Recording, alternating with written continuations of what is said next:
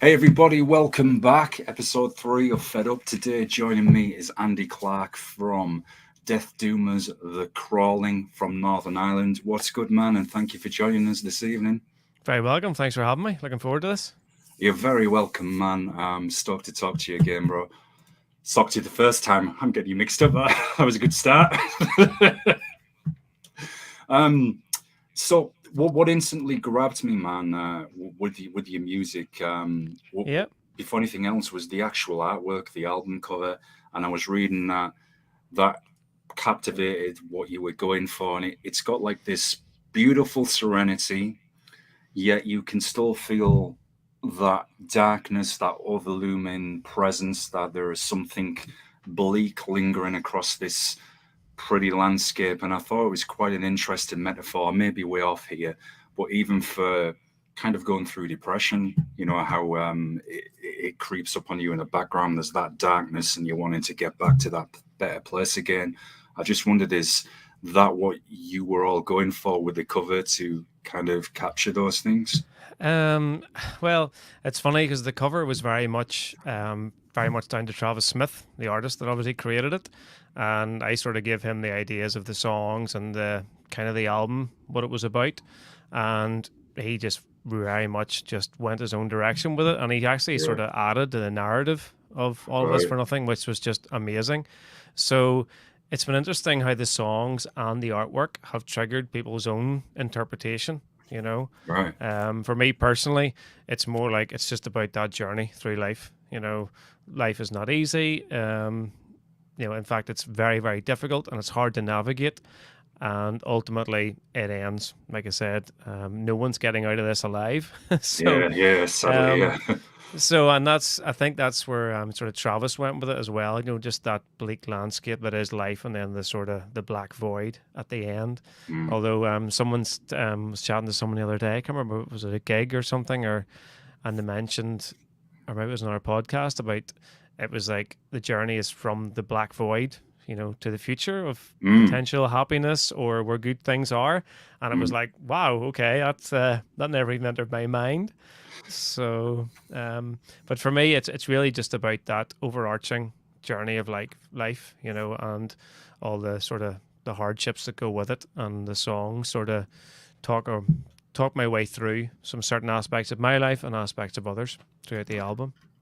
Yeah, it definitely has that feel, and it caught my attention instantly. And I think there's something to be said as well for setting it in the scene of winter, something we're very used to in the northern part of, well, the northeast of England. But climate change is Yeah, changing that.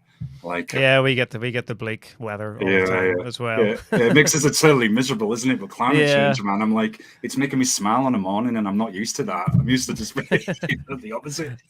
I know. I think living in these sorts of climates, Yeah, you do get used to a certain level of weather yeah, and just general grimness, and I guess it does yeah, infiltrate into what you do. If it was all sun and beaches, yeah. music would probably be different.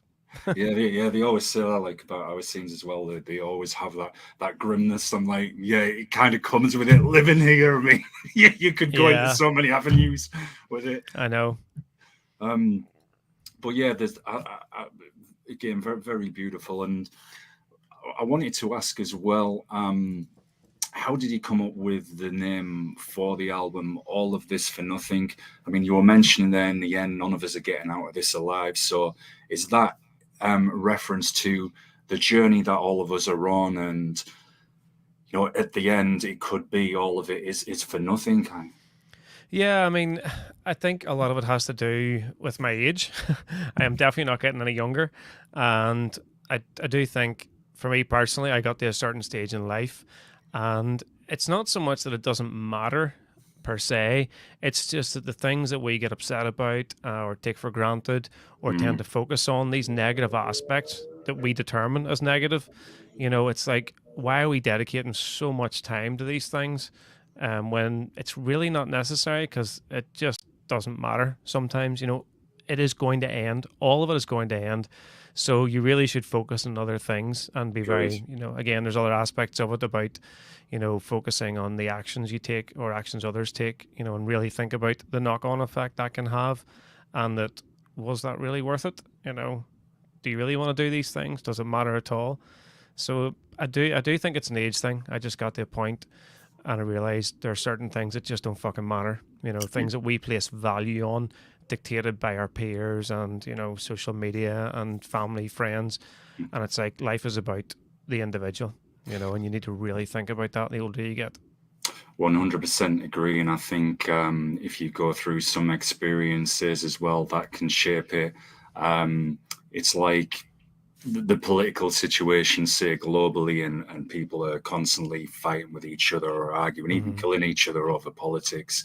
And I'm Yeah, like, which is look, fake things, like things that yeah, are created by people who have yeah, decided this is important. This is the line. This is where my country stops and your country ends, and it's just a landmass. I mean, yeah, it's just it is absolutely never ending. And yeah, every now and again, there's something happens in your life that makes you sort of take note, and you don't get that long out of it. People talk about loss in their families and big changes or dramatic changes, and you sort of go, right, from now on, I'm gonna do X, Y, and Z, and you get about a week or two, maybe a month, and then it starts to wear off, and life resets to your default. So it's hard. 100% in agreement with you. Losing my dad to COVID, and then two friends as well. Sadly, one one Sorry to hear that. one is my best friend. Well, thank you.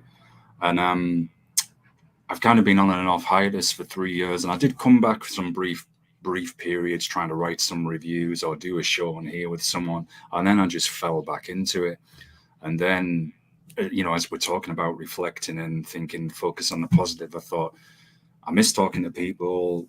I want to do this, so I've opened up the show to all manner of music, all independent music, underground. I don't care what music you play, whether it's something I like or not. I want to talk to you, find the positives there, and get it out for people, including the other areas, indie film. I've Mm-hmm. mentioned these in emails to you. Yep. Um, and I thought, well, this is the journey back. I've got to do something. Yeah, Um, and I think that's it. It's just that, yeah, we always try to come up with this gigantic plan of what we're going to achieve, what we're going to do, but it's yeah, like, you know, just do now. Just yeah, do now. It's like today I am yeah, going to do this, and that's yeah. that's kind of where it stops.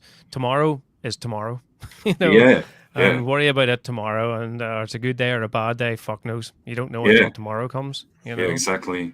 But changes like that are difficult. So fair play to you. It is difficult. It's even as That's right. something I look at like positive changes. Like I need to improve my diet. I need to drink less. I need to go to the gym. And Yeah, you sort of miss a day, and you're thinking, oh fuck, what's the point? Start yeah, again yeah, next week.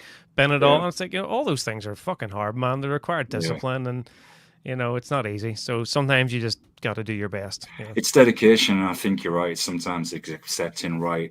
I might not do it this day on the wagon. I might fall off, as they say, but then it's just keep going. To put the, I guess, the Brazilian Jiu-Jitsu perspective on it, it's like small victories, little steps, that 1% All right, improvement okay, each I time you like that. train. So it's the kind of way I approach it. Not that that works in practice when I've got a monster throwing me all over, and I'm thinking, I'm not. Yeah, I know You know what? It's so easy to talk yourself out of things. Yeah, And again, it's just that, we are only here for a relatively short period of time and, you know, no regrets and all that. You just want to try and get into it. But yeah, discipline's hard. There are people that are very disciplined in this life, very disciplined and very successful people. And yeah, it's operable. yeah, So yeah. It's I have inspiring. elements of it. So Yeah, someday, yeah, sometimes I get a good run, and other times it's like, yeah, oh fuck us, I'm just gonna drink yeah, a case of beer and lie in bed tomorrow. I don't give a fuck. yeah, yeah. Crawling towards it. It's like, That yeah, is it. yeah, yeah, But do you know what? It's coming to me. It doesn't matter. It is going to yeah, end anyway. yeah, yeah, So yeah. So, also, before we get into talking about the songs as well, I know you guys have been around quite a while now. How did you come up with the actual name for the band, The Crawling? yeah, it's funny you're saying that quite a while because I still see it as a new band because there's been a lot Ah, of bands before this. But it was actually my brother. right, He was in a death metal band at the time, and we were just starting this project, and I didn't have a name for it. And he was like, I have a track called The Crawling for this nice. band he was in. And he was like, it's not really working for me, but I think it might suit what you sound like you're about to do. So what about that? And I was like, that's the one. That fits perfectly. The crawling done. Thank you. I'll have that. So yeah, Pete came up with it. My brother Pete, he came up with it. Yeah, it's a good name. It's catchy and it's memorable. Yeah, Um, it really works. There's a weight to it, and it definitely matches the music. I've been in bands in the past where the name hasn't really suited the music, and do you know what? Like it or like it not, we live in an age and a time where people have to know immediately what you're about, yeah, and the logo, the style of it, and the name, the music. It's all tied up together, so you don't need to work too much out. When you sort of look it up. yeah, definitely. It's why I renamed the show to Fed Up. Kind of a little play on the humorous angle and saying, well, look, if you're fed up, come and talk to me, helping Yeah. destroy that feeling of always being fed up, I guess. Um, with something short rather than some huge long sentence which no one is going to remember.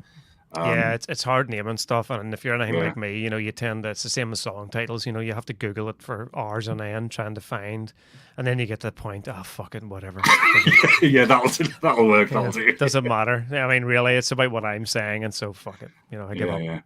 yeah, yeah. That's right. I So haven't come that, across another the crawling yet, though. That's the only positive thing. yeah, I haven't actually. I did. I saw another band the other day that were called. Oh man, I think I can get away with saying this because I'm not monetized yet. Um, Now I forget them. It was like Fuck Dead or something like that. Dead Fuck, that was it. And there used to be another band from somewhere in the States years ago with the same name.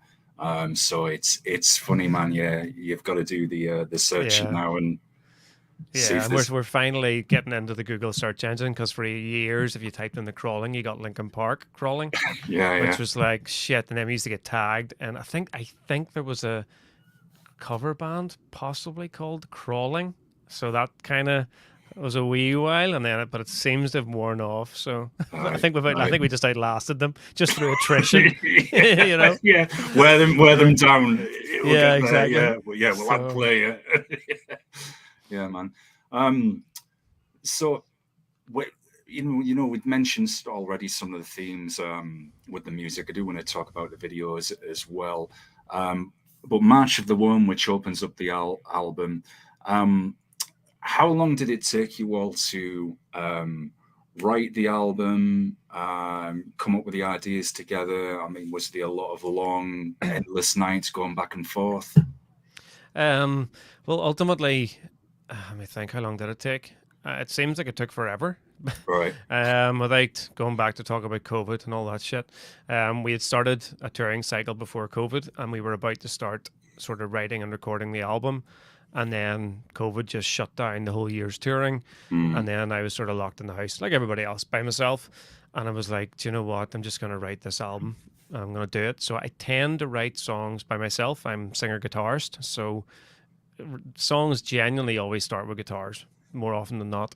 So I'm just in the house writing guitars and drum riffs, and I do that normally anyway, and then take it to practice, and then we make a few tweaks. But I ended up writing, I don't know, I think it was 8 or 10 songs by myself entirely. And then whenever lockdown lifted and we started rehearsing and getting back into it, it was like, you know what, these really aren't working. So I just bend them all and had to start again, which was fucking horrendous. yeah, that sounds And delightful. yeah, it was just so disappointing. You think you have the tracks nailed, and it's just like with so much time now to get this right and to get all these other things in place, like artwork and merch and tours. And then it was like, no, that's not working. We need to go back and rework these songs, and I think we binned maybe 6 of them. And so it was a it was actually quite a fast process because we had to get the songs written so we could start recording, so I could start booking tours and try and get the touring cycle started.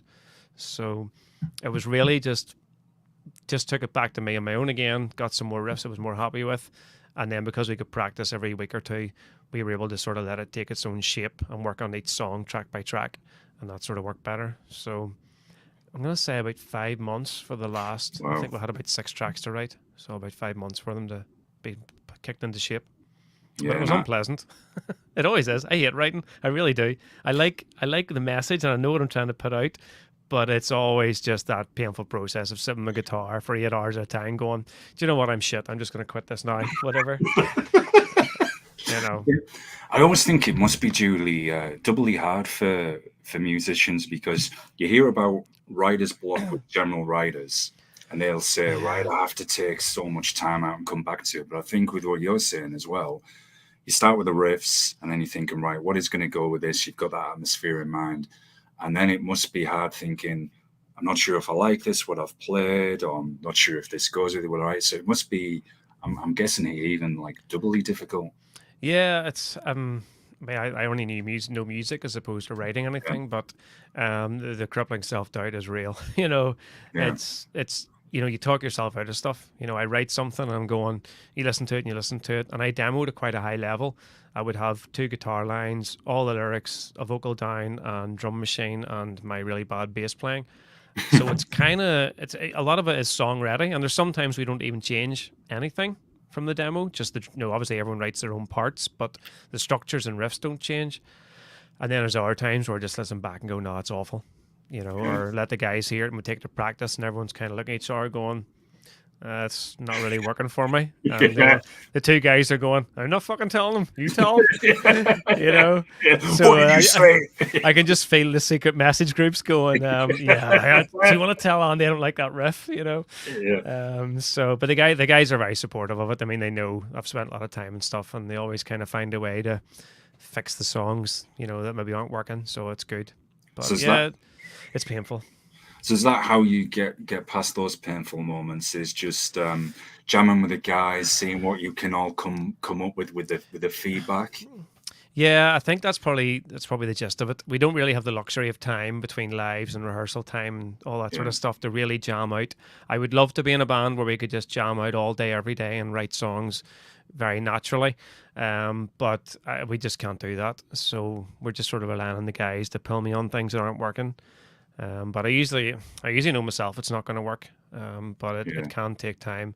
And sometimes, you know what? There's other times where I just got to show up and just write songs. Even when you don't want to, you just got to play the guitar, write some songs down, and then walk away tomorrow and come back the next day. And then the muse is more awake and you can get into it. yeah, And it can take 2 or 3 days of that before finally you get a riff and it's like, thank fuck for that. yeah, yeah. It's And getting it really is a relief. Sometimes you're just going, geez, I thought it was over. Thought it was all over. there. Yeah, you yeah. know? Yes, I read one Stephen King said on writing that you've got to force your way through the creative process, even if you're thinking it's shit what you're writing. You've just got to get there. Yeah, do you know what? You can't write if you're not writing. Yeah, And it's simple as that. And I say it's not pleasant. It's just there's times you just go, no, I just don't want to do this at all. I mean, the reviews of the album so far have been really positive, and I'm already panicking about how I'm going to write the next album. I mean, it's just like, just enjoy it for a wee while. And it's like, no, how am I going to yeah, write another song? yeah, yeah. I'll certainly be So asking you about that later. Um, One thing that definitely stood out as well, and was the video for probably know where I'm going with this. Thy Nazarene. It looked. I was curious. Where was that film? I did try and look for myself. it's fiddled in a fiddled, riddled, Yeah. Riddle's warehouse, I think, in Belfast. Right. So, from my understanding, it was an old, some sort of warehouse, manufacturing type place in Belfast, and it's abandoned. And it's kind of owned by the government or the Arts Council, so you can go in there as an artist. Now you pay your money, obviously, but so it is available to the arts for not £1 million, but so you can rent it out. What I liked with that video, Andy, is it really matched the atmosphere of the song. It has this dark, haunting, gothic feel to it. Made me think of, well, your music does a lot with this, with like Draconian Times era, Paradise Lost, that was shining through as well. Had that good atmosphere.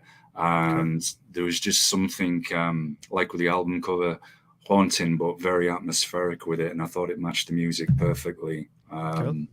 Really nice work. So, do you? Is it the same process with choosing to film videos? Do you all get together and come up with a number of locations, or can it be just with what's available sometimes? Yeah, I mean, I would love to say we went out and scouted out all these areas and found something that fitted the music, Yeah, but no, that's just not the case. It's always a frantic shit, the album's finished and the PR company needs a video, and oh man, and it's just like, this shouldn't be stressful. I do this for fun, but thankfully my wife is a photographer, so has a keen eye for photography, and we worked out a lot of years ago that those cameras can shoot videos pretty well, so I made her learn. So to be fair, Carrie does come up honestly with majority of the storylines when it comes to the videos. It's like Right. I'm like, That's really here's cool. so yeah, we used to get a load of drinks in, and we're like, right, get the track Yeah. on. Here's the lyrics. What are you thinking? What do I want to do? And then she's like, oh, why don't we try this? Why don't we try that? And I'm like, sounds great. Let's do it. So that's always where it starts. And we've got really out of hand sometimes, especially in some of the older videos like Poison Orange. We ended up with someone dressed up as a plague doctor and somebody in the Yeah, I bed in the saw that. hospital. And it was just like, that was just, when we went to edit that, it was like, oh my God, what were we thinking? Because there was no musicians to mime. There was nothing. You had to build that whole story out of all the footage. And yeah, that took forever. But it was great. It was really good fun. Yeah. So yeah, so Carrie gets a lot of credit for the videos. She's very heavily involved in it. I That's help her. awesome. I do a lot of the editing myself with her, but yeah, the Right. shooting and the storyline tends to be Carrie.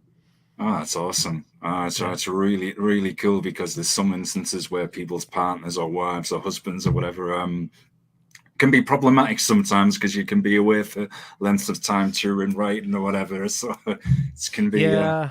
There's no two ways about it. I am lucky. She's very yeah, supportive and understanding of the fact her husband is a mentalist when it comes to music, and I don't know how people do it without that sort of support at home, yeah, because you don't enjoy something if you're away and you're going, oh, I wonder, oh, is that going to be all right when I come home, or is this annoying being away? Whereas, I mean, we literally have a van for a car because I need it for touring. So, yeah, there's a lot of aspects, and 90% of the house is dedicated somewhere along the line to photography or audio or guitar cabs everywhere.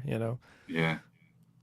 Yeah, it certainly is. I mean, I often hear about like the pro wrestlers as well. Their touring schedule is crazy, and their families are often. I mean, it's almost like if they're in the military, where they're away for 6 months at a time.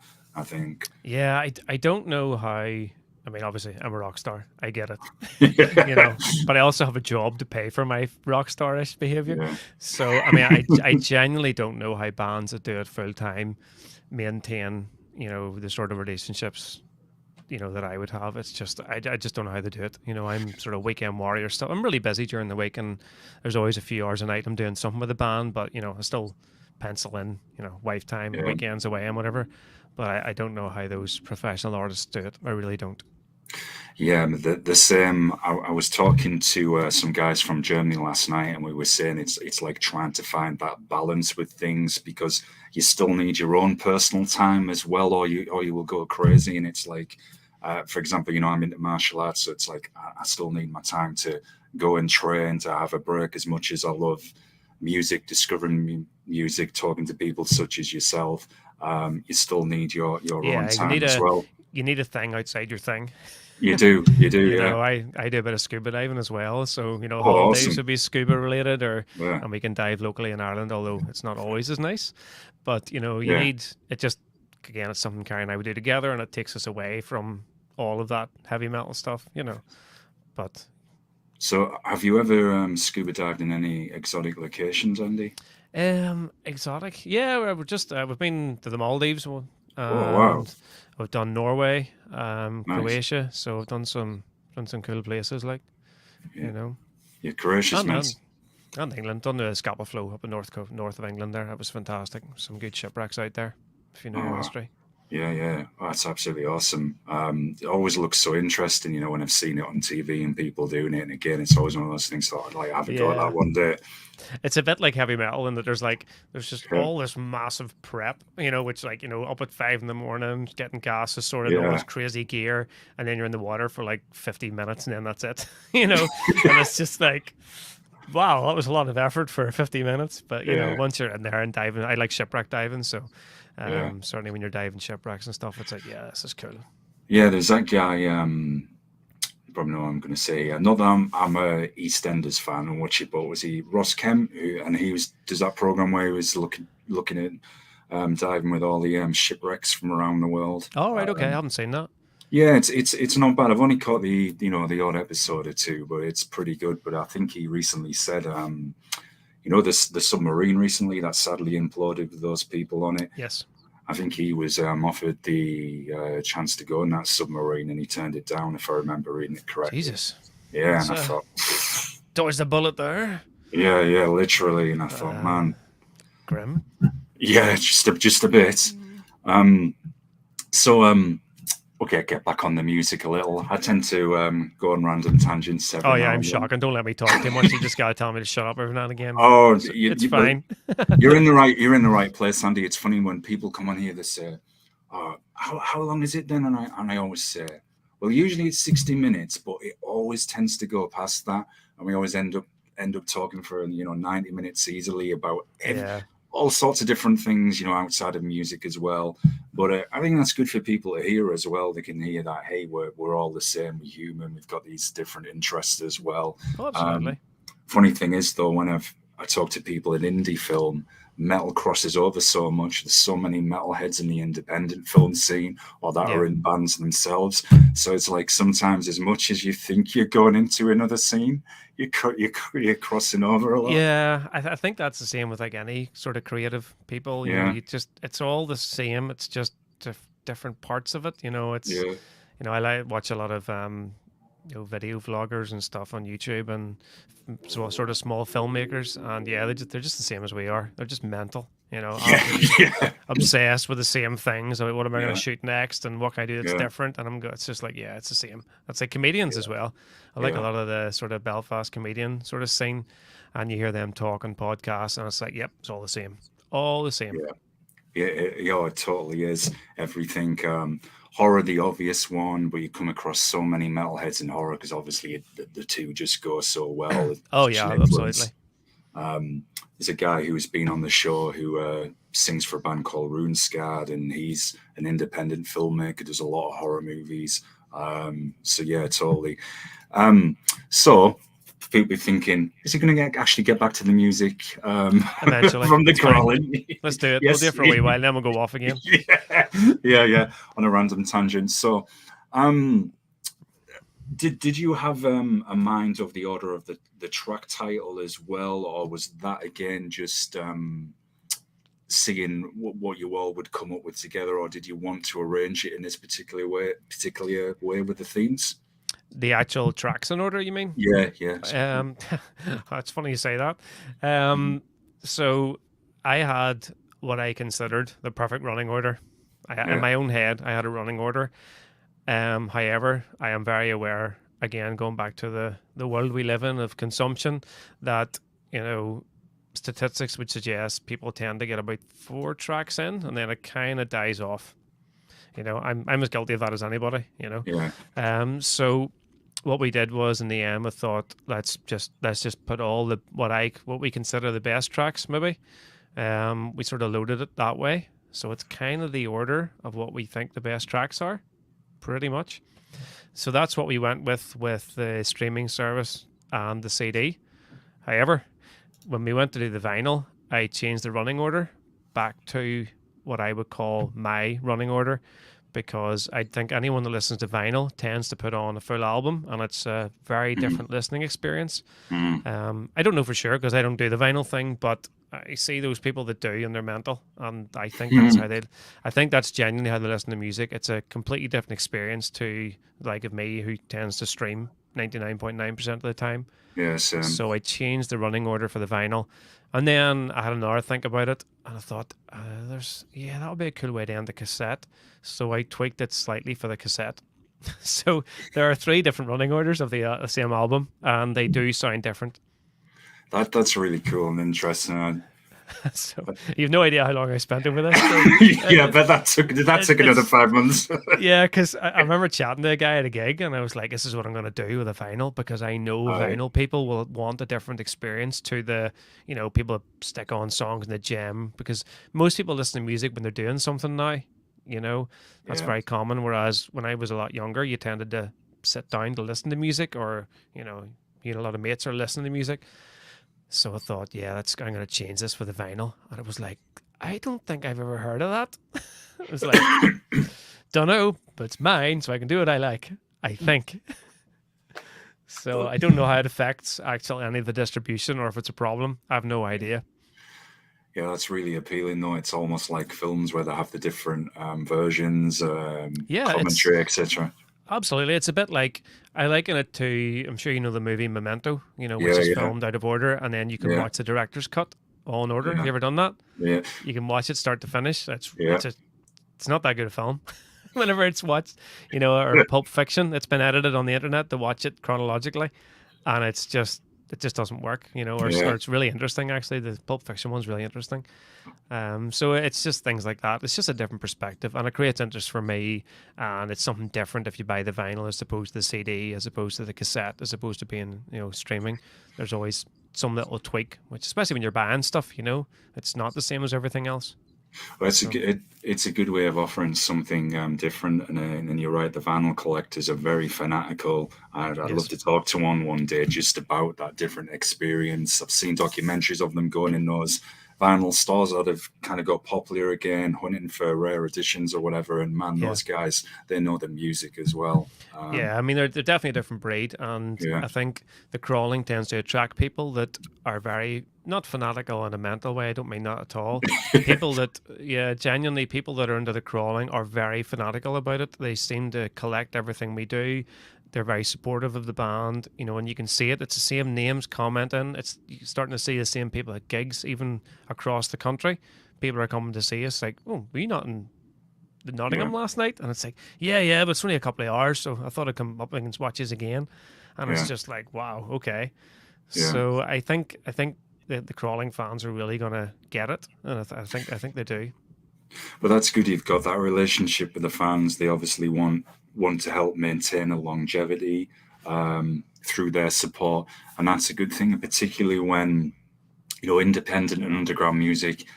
I mean, it's always been a bit of a struggle, but especially now coming out of COVID. I mean, COVID decimated the arts. Yeah, yeah, it's been peculiar, that impact. It didn't actually go the way I thought. I don't know why. I just thought a lot of bands would just disappear, but it's been the reverse. I think. Mm. I think there's even more music now. Yeah, which is a good thing. A lot were doing like streaming from their own studios or own houses, and some of them were saying actually it went really well, probably because people couldn't go anywhere, and it was like this is all you have to watch, so you've got to support Yeah, that. we And sort of tested the water a wee bit. We released a single in the middle of yeah, COVID. Again, there was no way I was putting the album out. I was like, I'm not throwing an album into the wind doing it in the middle of that yeah, when you can't tour. But I thought, let's do a single, and actually it sold really well. We just literally did a two-bit Sparrow off the album, put it out, and a cover of Bjork. And then did CDs, mhm, T-shirts, and all that sort of stuff, and cassettes actually, and yeah, everything sold out. It was insane. mhm, So yeah, people were hungry, and to be fair, people had a lot of money at that stage too because they couldn't spend it anywhere else. yeah, So it sort of changed people's buying behaviors, I think.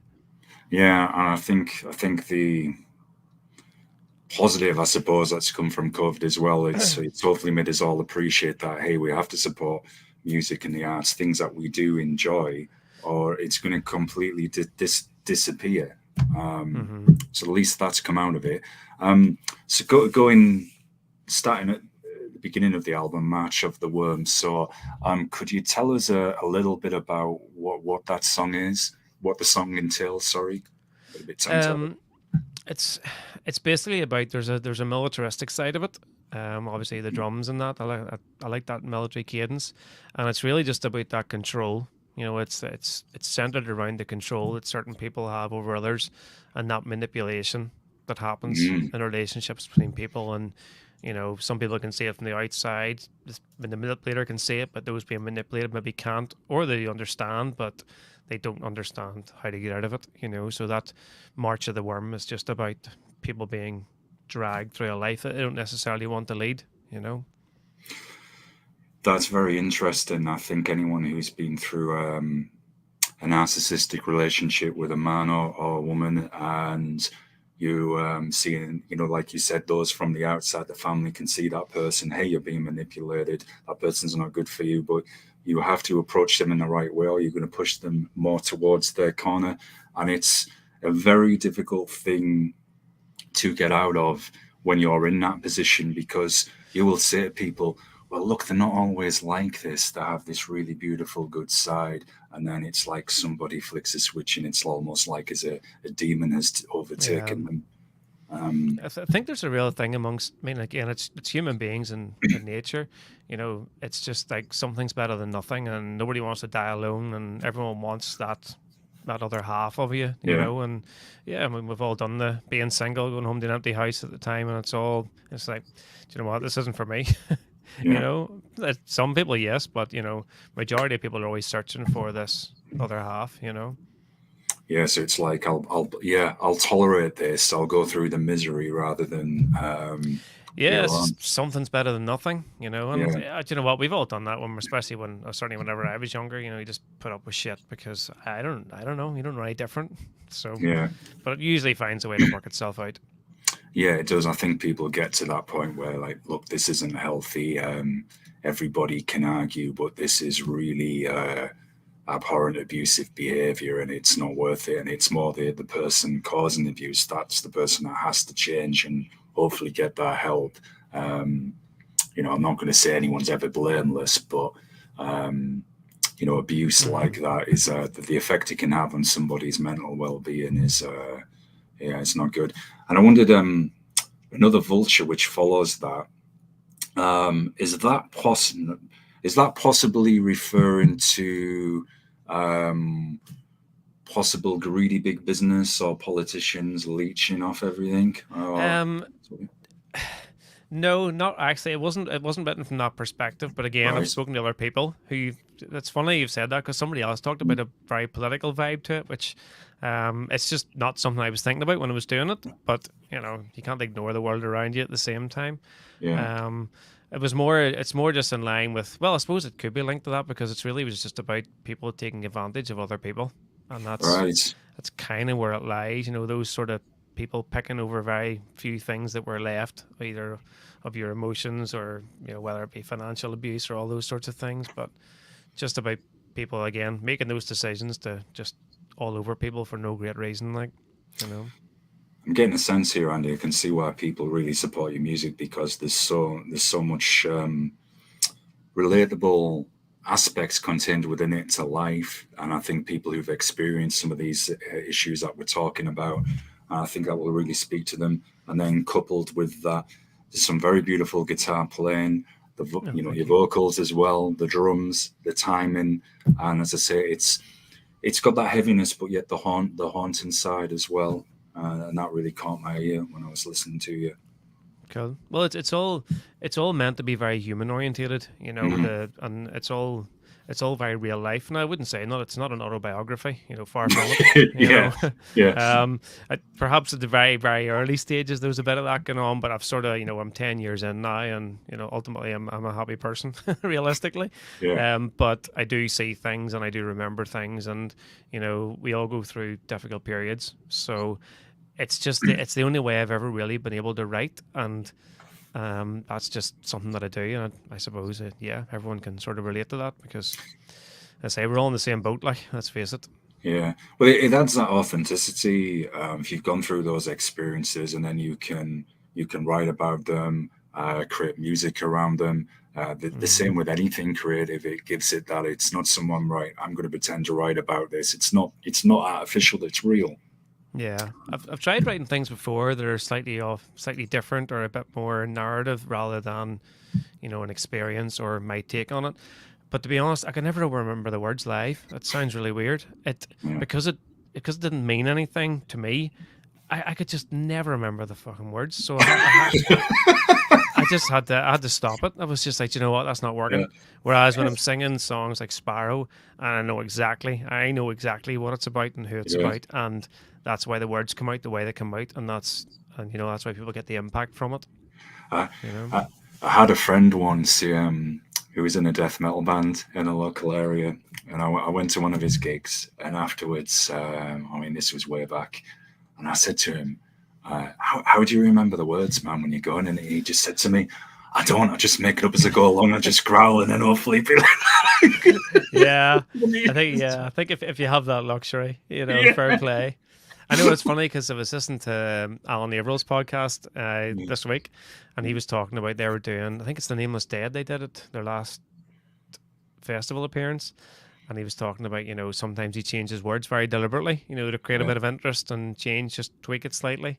So that sort of spiked me interest a wee bit. That might be my Yeah. excuse when I make a bollocks to the lyrics next time live. Yeah, this is an alternative version. Yeah, yeah, yeah. No, I meant to sing it that way. Yeah. So Well, this is an unreleased alternative yeah, word. because actually I'm the reverse. I like live to be as close to the record as you can get. Like, Yeah. it just takes me back to being a 15-year-old and going to gigs and being like, why are they playing so fast? Why are they? Yeah. Why has he left out all the words? Why is Vince Neil not saying Doctor Feelgood?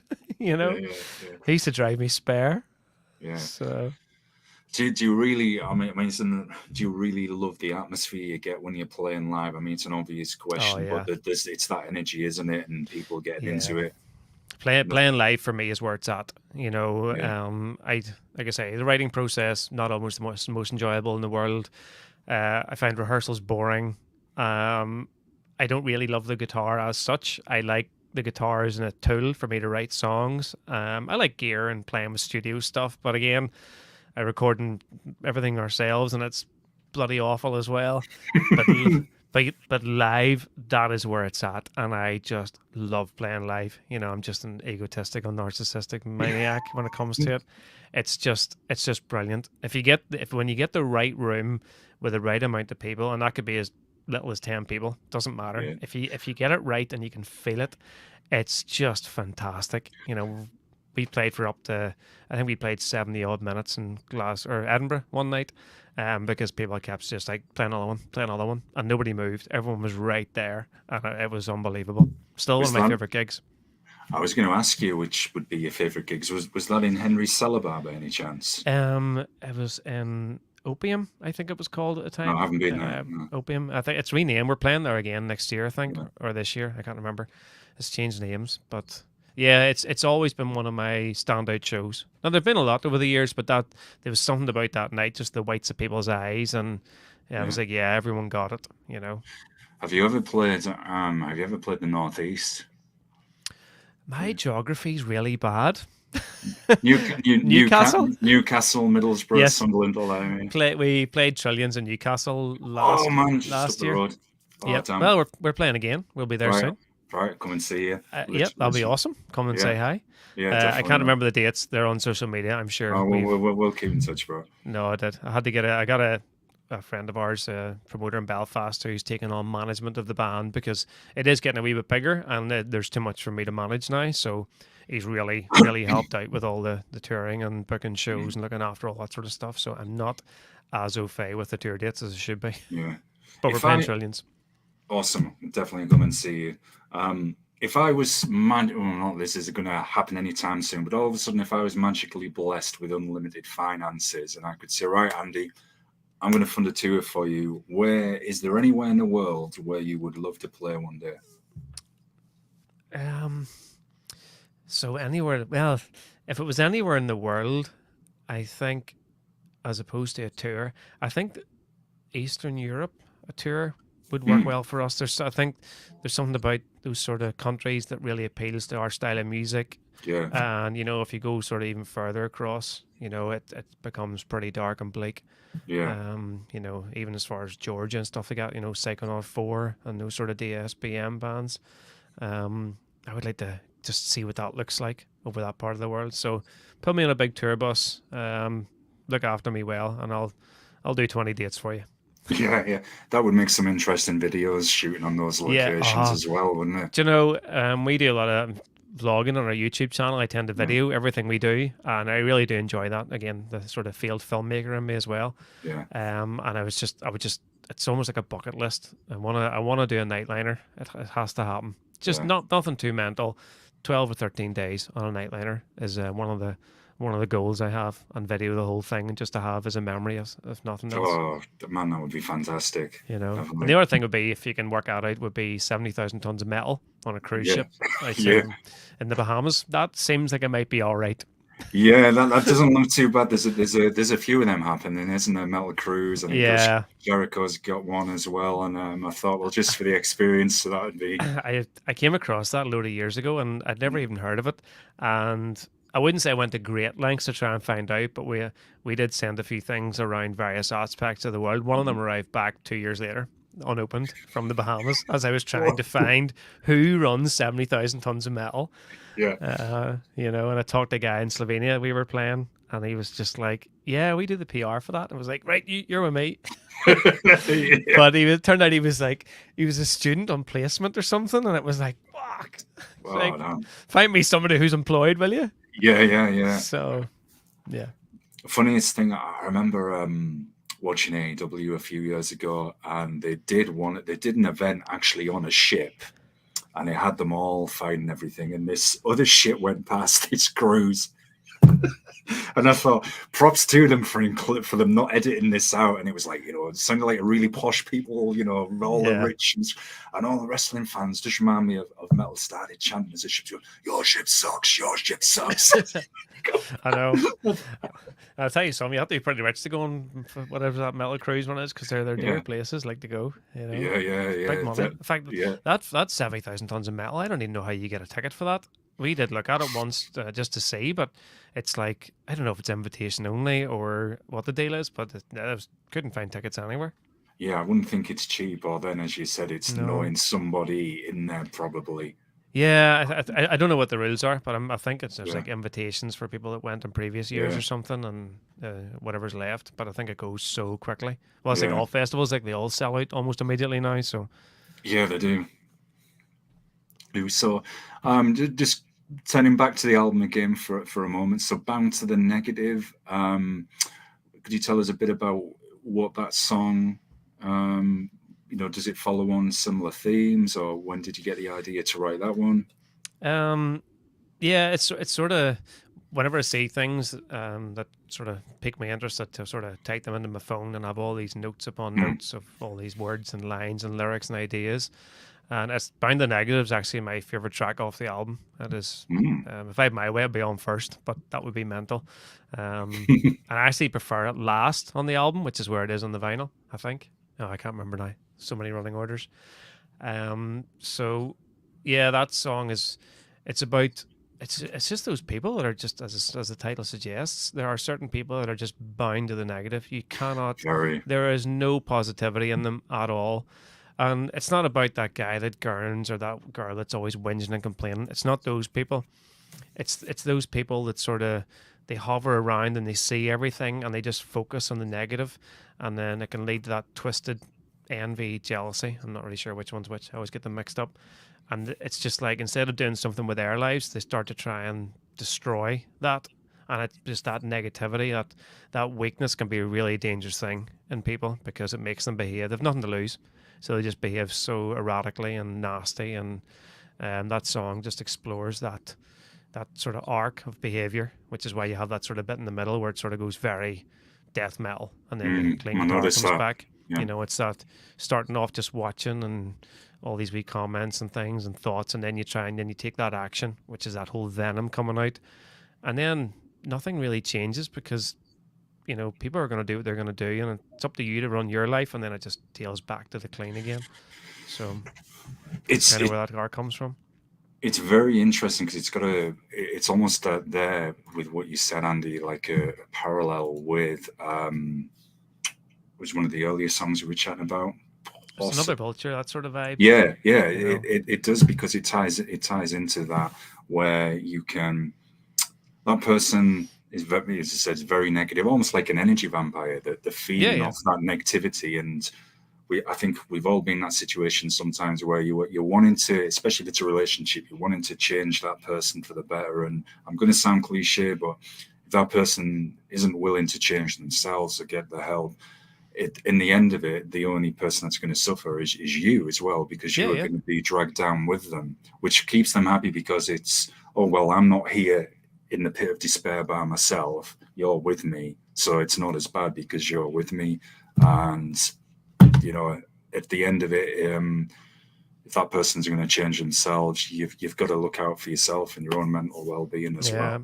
and people like that really do. I mean, it's you need to take stock of yourself when you get Yeah, those sort of behaviors arise. Because as I say, we are only here once. yeah, You only get one go, and we're all heading in the same direction. And if you're going to waste all your time on this negative energy about things that don't really even impact on you, it's just like, just never worry. Worry about what you're doing. No, yeah, no, don't worry about these other people that are doing things. Just focus on you. What do you want to do with your life? You know what I mean? It's yeah. that kind of weird behavior of people, which and you see it everywhere. Mm, You see it in the workplace. You see it in friend groups and even bands. People are like, oh, that band's doing this, and it's a real watered down version. I know that, but and you like I say, you see it in work. People are obsessed about where other people are and what other people are earning, and it's like, who gives a fuck? yeah, You're not more concerned about what you earn and what you're doing with your life. yeah. I just, no, I don't get it. It's just like, it must be awful to have to be that consumed, to be that bound to the negative where you actually can't operate outside it. It's like, fuck. Nah. Yeah, it's like they've got the constant need for attention, even negative, as we're saying, because it's still some form of attention instead of focusing on themselves, trying to become better. No, none of us are perfect. It's a learning experience. This journey, of course, it is. Um, but I've been the same where I've thought, why waste energy and getting upset or focusing on things that really are trivial and don't matter in Yeah. the grand scheme of things. Um, Yeah, I mean it's not easy. I mean, Jesus, we all do it, but yeah, it's recognizing you're doing it and then bringing it back. Going yeah, back to reality, and then no, no, right, I'm going to leave that. That's enough of that. And behave yourself. But there are some people that just do not do that. They are just on this bizarre plane of existence that is just, they're unreachable. And it's sadly. their own doing. Most of us are here in whatever situation you're in because it's your own responsibility. And no matter what does happen to you, like, you got to do something, like, you know. Definitely. I'm curious. I'm going to put a comedy angle on this, I guess. Always. William, have you ever seen the show What We Do in the Shadows featuring Colin, the negative Yes. vampire who feeds? Oh man, that episode where he he got so more powerful.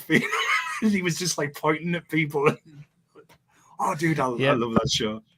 Yeah, it Love was that good. show. It was good. It's funny. Especially there was one episode where I think it was on season 2 or something, and they brought this guy in to kind of exercise a spirit from someone's corpse, and he had a Yorkshire accent, and he was like, "Get out, you bastard! Get out!" This I'm not is sure. I'm not sure I fascinating. got that far in it. Yeah, Yeah. I watched some of it, and I remember that. Definitely remember the title as well, the vampire thing.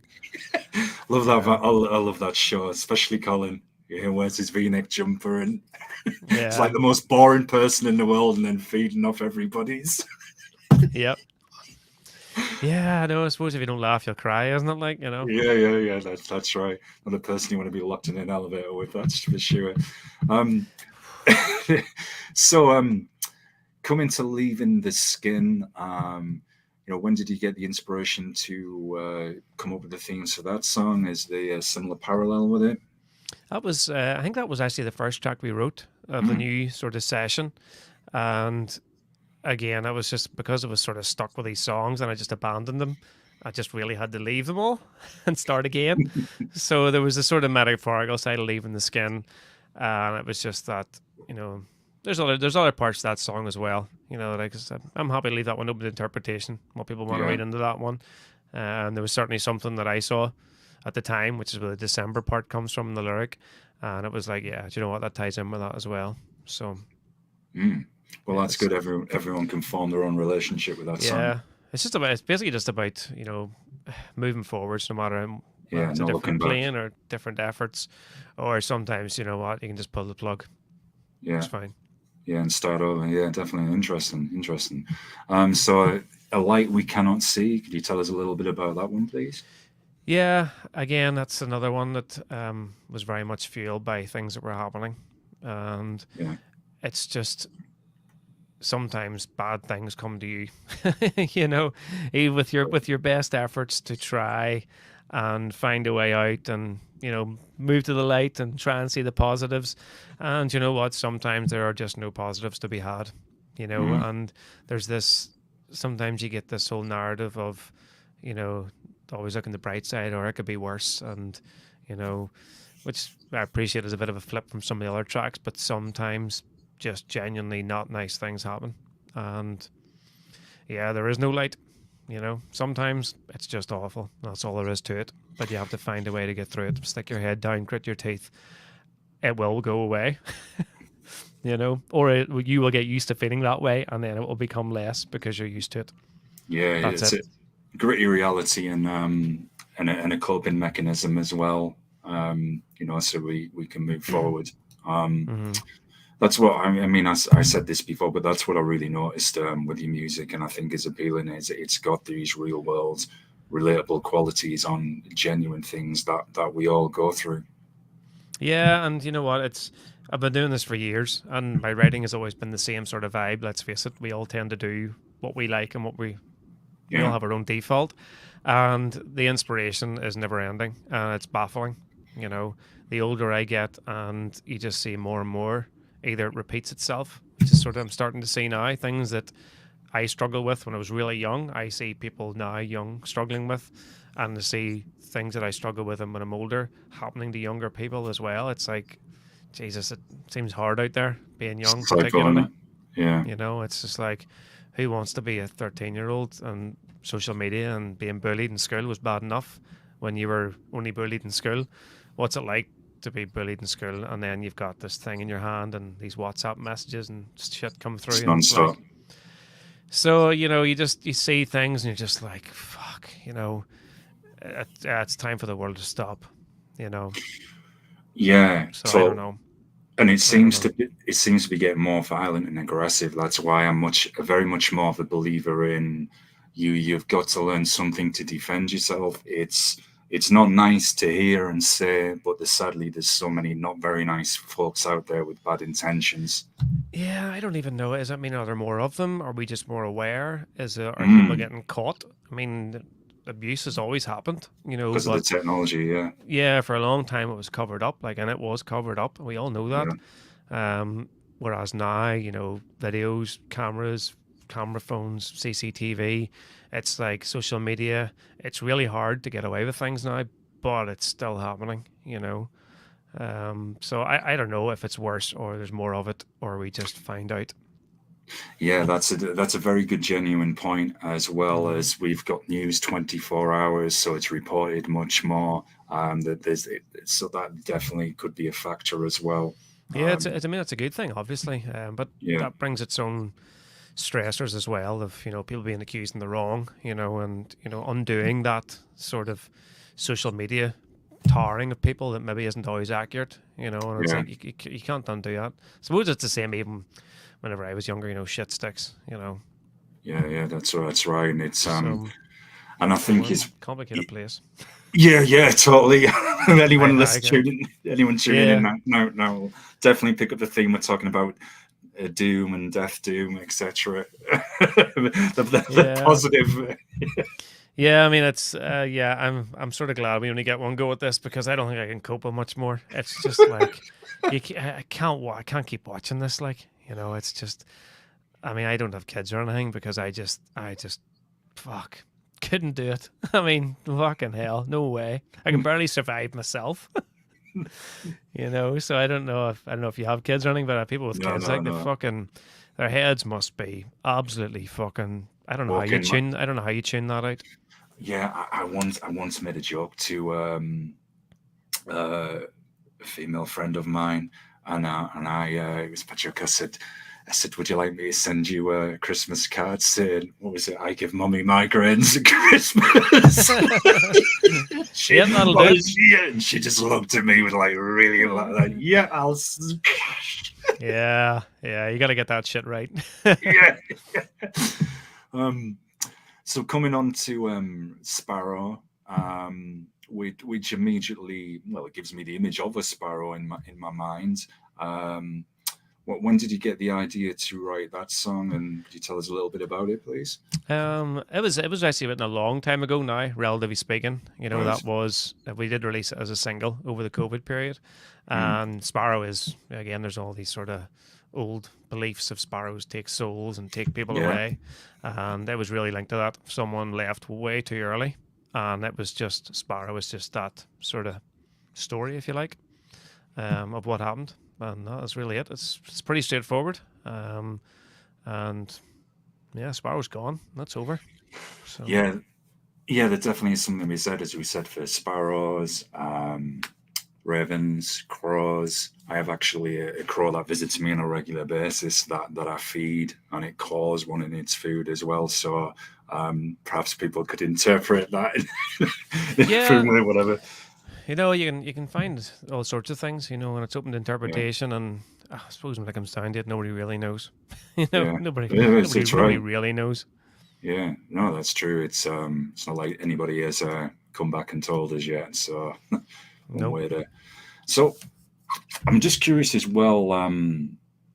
Who was some of your favorite musicians, guitar players that got you into metal, and you thought, oh yeah, man, I want to start doing this. Oh, dead easy. It's just James Hetfield and Max Cavalera. Nice. You Oh, know, good choice. being I don't know what age it was, 13, 14 at the time, and actually no, I was younger. Started playing guitar at that stage, so I don't know, maybe 11, 12, in my mate's house. And it was in the days when you drank cider as a child.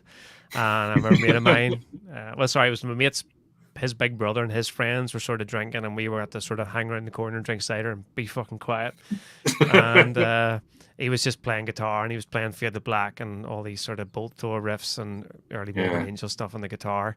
And I was just like, I just couldn't believe I was hearing music being played in a room with me. I'd never been to a gig at that stage or anything. And it was just like, wow, that's just amazing. So I was like, this guy, I was going, yep, can you teach me some of that? So he just showed me a few bits and pieces. And I was like, right, I gotta play guitar. I gotta play guitar. This is incredible. I can reproduce Metallica at home, obviously. And that was their start. That's where guitar started. My mate Ajay. Well, he obviously ended up in the band with years later, which was kind of cool for a wee while. And then when I started playing guitar, it was just James Hetfield and Max Cavalera, just coolest fuckers on the earth. Like, I anyone that knows me, that's seen me live, will know that I basically dress like James Hetfield from the 1990 era. Dressed in black with black wristbands. It's a good look. Hey, Max, man, the new Soulfly is pretty fire. Max is still banging out good music as Yeah, well. to be honest, So, I haven't really kept up to date with Metallica or mhm. Sepultura. I did lose touch with them a long time ago. Just like all these things, you find different things. I very much find obviously get into death metal, doom metal, and black Yeah, metal, and sort of all that sort of stuff. So I kind of left those sorts of bands behind. I just don't have time to do all of it. But I remember seeing Sepultura 94, 93 or 94, and Paradise Lost were supporting, oh around, wow, that was around the Icon era. So, yeah, and I think it was the KSAD tour. So it was just like, which for oh me man. is Sepultura in their prime. I know, fucking Bleed Remains is the best album, whatever. Chaos AD, yeah, Hey, it's a good album. that was my teenage years. That was awesome. Hey, it's a good album. I mean, what he's doing with Cavalera, Conspiracy, and Soulfly is good. I mean, Yeah, I get thing. I mean, I ask this question myself to people when they come on the show, and I ask it often as well. And people say, right, who is some of the bands you would recommend at the moment? Who do you listen to? And I'm always, sometimes I cannot think in that moment because it changes every month. I'm a yeah, huge hardcore fan as well. Listen to loads of hardcore punk, grindcore, DB as well. And there's so many, and sometimes unintentionally, I can sleep on bands or even not know bands for say from the yeah. I British mean, Isles and and there's you grow into things as well, and yeah, I find it's your entry point. Well, I suppose like if I've done both, sometimes your entry point is kind of the band that area you like. yeah, I mean, I came across Whitechapel not that long ago, 3 or 4 years. It's not a scene I'm familiar with. I've now since learned it's called metalcore, so there you are. yeah, And I've had a wee look at the metalcore stuff, and I'm like, yeah, do you know what, Whitechapel, yeah. that's enough. That'll do me.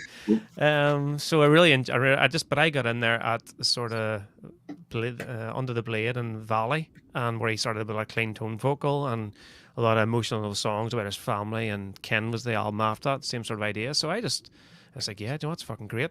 Whereas someone was like, oh, no, if you like metalcore, you should check out their second album. And I'm like, that is appalling, you know. And likewise, Ghost left me cold for a very long time. My wife's a big Ghost fan, and it was always on, and I was like, that just sounds like really 70s doom rock. I really I don't. I don't like Yeah, that at all. But then the last album, it's great. Thoroughly enjoyed it. Sounds like Whitesnake and Van Halen mostly, but it's great. I haven't heard the last album, so I can't say. But Ghost are a band everyone goes on about. But me, when I listen to them, I just cannot get into it. It No, just I couldn't get into the early stuff at all. yeah. I mean, I really, really didn't like it. It sounded so 70s.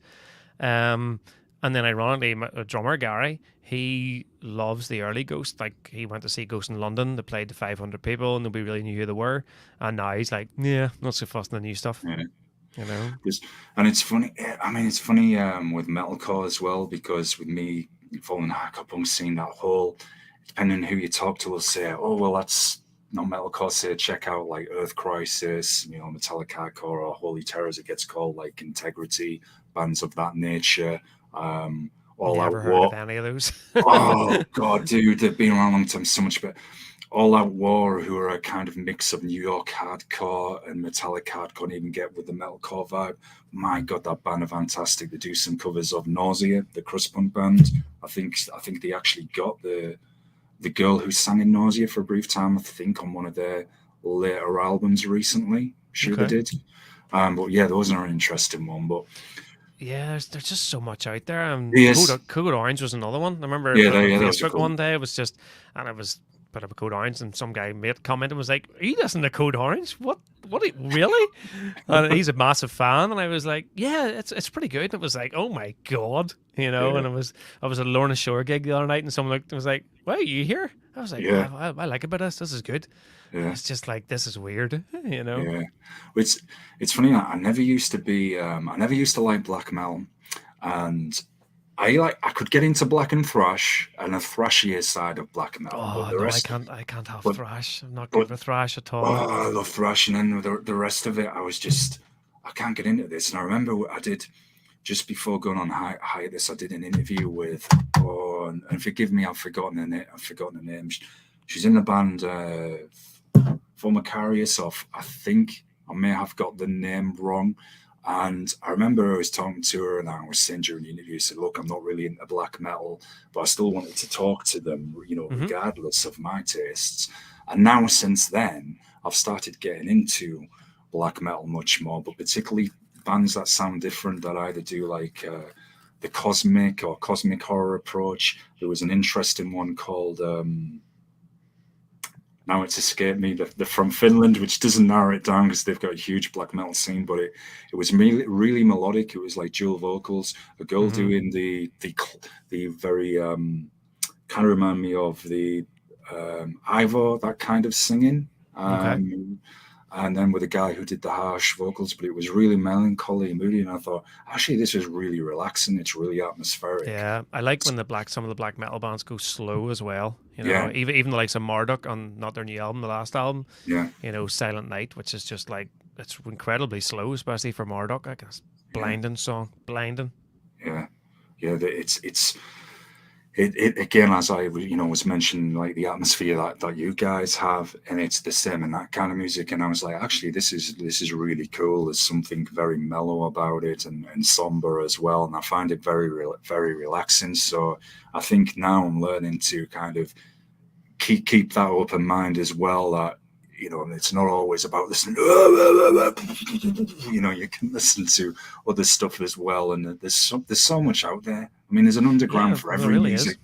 There is, Um, and yeah, I mean, it's obviously that's why it's kind of hard for bands to sort of get your head above any sort of water. You know, it's yeah, because there is so much out there, and the quality of the music is fantastic. You know, modern productions. I mean, we recorded our album basically in a studio in my house, which is a spare room in my house. You know, and you can get to a really good level, reasonably affordably, reasonably. You know, mm, whereas go back 30 years and getting something recorded that was actually audible was really difficult, really yeah, difficult, you know. So yeah, like gatekeeping at that time sort of useful, but now at the same time, it means at least there is genuinely more music out there, which is no bad thing either. Unless yeah, you're in a yeah. band, in which case you hate Yeah, it. yeah, because there's so So, much. It's like, oh, we yeah, want no, to, it's great, but is it? No, it is not. It's fucking yeah, awful. Otherwise, I'd yeah, be famous. yeah. It's like, oh, even that time, oh, let's do another band for this area, for this star, and then you found like there's 20 million bands who've already done that, and you're like, oh Yeah, man, I think it's just because I've always had this, we all do. I mean, I guess any musician, you just have this dream someday you'll do it for a living. And it's yeah, like, yeah, I'm 47 next month. This is probably not going to work out, but we can just have a good time in the meantime. You know. yeah. Well, it's still getting out there. I mean, you played Bloodstock, um, as well as in 2021. I mean, that Yes. must have been an awesome experience. Oh, it was fantastic. And we went full baller on that one. Got the pyro thing because it was like, if we ever get that stage, I was like, we're going to set it on fire because it was always in my sights ever since we did Metal of the Masses and played the New Blood stage in 2016 or 17. It was maybe, Yeah, can't remember. And I just thought, yeah, see if we hit the Sophie stage, we gotta get on in the dark and we gotta set this place on fire. So it was good. It was really good. yeah. I bet you got a good reaction there as well. No, it was good. It was good fun. Yeah, Really, yeah. really helped the band. It really did. Bloodstock have been very supportive of us. The whole Metal of the Masses thing and all that. So worked Yeah, well. they've come a long way. Bloodstock's really awesome, and now the Yeah, and they sent us to Metal Days too. It was all part of it. sweet. So that was pretty awesome as well. Playing Metal Days, proper outdoor fest. Outside, beach and Yeah, all that stuff. Managed to dodge the weather, unlike most bands. Scary. yeah. So I'm curious as well, just going a bit back with the history of the band. How did you guys meet and form? I know you were playing in other bands. Was that how you come across each other in the scene? Um, yeah, kind of. Stuart and I were friends. Oh, you're going back literally 32, 33 years, early teens, 14, 15. Stuart was in a band called Severance, and he's a wee bit older than me, a couple of years on me. So he was like 18 and I was like 15. So it was that difference between a guy that gets to go to bars and be in bands, and I'm 15 and trying to learn Fade to Black. So we kind of used to watch Severance practice and, that sort of thing. They were the local heroes, if you like. So I knew Stuart from way, way back. And then I just lost touch with him for, must have been the guts of, had they been 15, 20 years. Just didn't see him. Saw him about the town occasionally at bars and stuff. And then we just he had married, had kids, and, did different things and didn't see him again. So, and then in the meantime, Gary was playing in my brother's band on drums, and they were doing their thing. And then the band I was in kind of came to a close, and I did 2 years of doing nothing. In the meantime, Stuart contacted me and said, "Look, out of the blue, do you fancy jamming together and playing some Bolt Thrower songs or some Entombed tracks some night? I've got a mate that's a drummer and I'm playing bass now." I was like, yeah, okay. I could learn a couple of Entombed tracks, which I can't because I'm terrible on guitar. So it was just like we met up and jammed a few tracks out, and the drummer wasn't really able to commit to what we sort of ended up doing because I kind of joined and then took over and went straight back into default rockstar mode of just, do you know what? There's something to this. Let's do it. So I remember approaching Gary. He still takes the piss out of me about it. I remember saying to Gary, "Look, just join the band. Look, we're really old. We're just going to chill out. Do the odd gig if it comes up. Maybe record something. Maybe, you know, 5 releases later. Yeah. 180 gigs. Probably spent about £50,000 between us. Wow. Yeah. And it's just like, and now it's like we're doing this and we're doing that, and Yeah. it just turned into something ridiculous. Yeah. It's So yeah. It's interesting how things can take that life on themselves as well. I noticed. I think it's my default, to be honest. Once I start something, it's just absolute fucking mental. I mean, I do remember saying to Carrie, my wife, at it, whenever I said about it at the time, I was going, "Stuart's asked me to join the band," and she was like, "Really?" I was like, "Yeah. We're just gonna jam a few things." Really, Yeah. And then it was like, next thing you know, fast forward 2 years. How do you get to Slovenia? And fuck, we're playing Norway. How does that work? And fuck, we have to record an album. And it's just, yeah, it just kept going. Yes, so much for the laid back approach. Yeah, no. So now, Gary, I think Stuart's always in a state of panic about what I'm going to ask him to do next. It's like this is really supposed to be once every couple of weeks, jamming I. out both door tracks, and now it's like no, no. Yeah, that's interesting. That's funny though, man. I noticed you have a gig coming up as well soon to promote the album, the Grand Declaration of War Yes, album launch show. That sounds pretty killer, man. there's more lunacy. I'm not sure what I was thinking of. So Yeah, there's no explaining that one. Um, the Distortion Project is heavily involved in that, which is my mate James, who's helping us book the shows. yeah, And we were genuinely, where do we come up with that? I think we were on our way back from Bloodstock. We were driving up to go across from Scotland, so we had like 8 hours in the car, and it was me, him, and our fella, and my wife, and we were just sitting chatting. And Carrie was like, "Right, talk to me about something because I'm falling asleep at the wheel here." And I was like, "Right, let's plan the album launch show." yeah, And it started off in one venue, and then he was like, well, later on in discussions, it was like, because I'm going to move it to a bigger venue because I think it'd be really good, and it would just be a nice big venue. And then it was like, let's do something mental. And we couldn't do it anywhere else in Belfast. And then we found somewhere that would let us do it inside. And it happens to be 1,000 cap venue. That's the largest indoor venue, more or less, in Northern Ireland realistically, in the town. And yeah, it's because there's no mission on this earth of us getting 1,000 people in, but it's the only place that lets us do what we want to do for this gig. So it's going to be monstrous, and it's costing us a clean fortune. But you know what? Don't care. And we usually pull about 100, 150 people. And do you know what? If they're going to be in 1,000 cap venue, there'll be plenty of room. The bar will be empty, but it's going to be great. yeah. It's gonna have that atmosphere for sure, man. Yeah, I know it's going to be great. And we got basically a lot of bands in Belfast. They're all great bands. They're all Yeah, pros. And it was just like, yeah, let's just get a lot of cool bands on the bill and just make a day of it. And it was going to be like our album launch gig initially, but it was like, yeah, okay, this is now really ridiculous. So Distortion Project, we're like, listen, we'll run it and we'll put more bands on and make just a big day of it. So it's a gigstable. So yeah. that's what we're doing. I think it'd be pretty killer, man. It's You mentioned mad. earlier, yeah, you mentioned earlier you covered the song "Play Dead" by Bjork. There is so what attracted you to cover her music? Because she's quite unique, in my opinion. Yeah, it didn't attract me at all. Right, I wasn't expecting that answer. Nope, it was fuck all to do with me. I make it absolutely clear. No, because we were like, right, we'll do this single. It's in the middle of COVID, and I don't like to use the term wasting songs, but I didn't want to waste any songs. We Yeah, were just putting it has- out, and it was like, what's going to happen? We're going to release this track. No one's going to listen to it. It's COVID. We can't tour it, so it's going to go out and disappear. The track's really important. I don't want it to disappear, and there's no way I'm putting out two to do that. So we compromised and thought, you know what, let's do a cover, maybe. And we battled about a few death metal ideas, and then Gary was like, I don't want to record a fucking song that's just going to sound like Anathema or going to sound like Bolt Thrower. And it would have done, just would have been a lame version of a really great track. So Gary was like, I'm going to send you a song, and I want you to death metalize it. And he sent me over Play Dead by Bjork. And I was like, what the fuck am I supposed to do with this? So it was just like 3 or 4 hours trying to play death metal riffs kind of over the top of Bjork. I had the video on and trying to work out how to program the synths, and I got this like 32 key terrible MIDI keyboard and was trying to work out, and yeah, it turned out to be amazing and a lot of fun, and I think it came out great. I really enjoyed it. It was fun. Yeah, it's different. There's a band from Sweden, a doom band.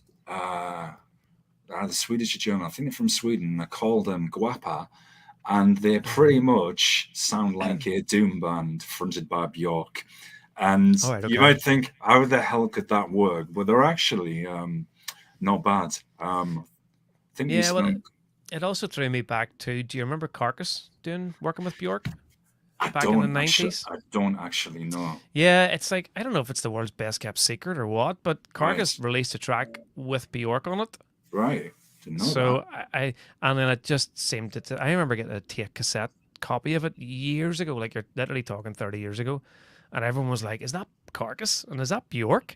And it made no sense, and then it just seemed to disappear, and I have no idea. So I must Google it again to see, but it was bonkers, like.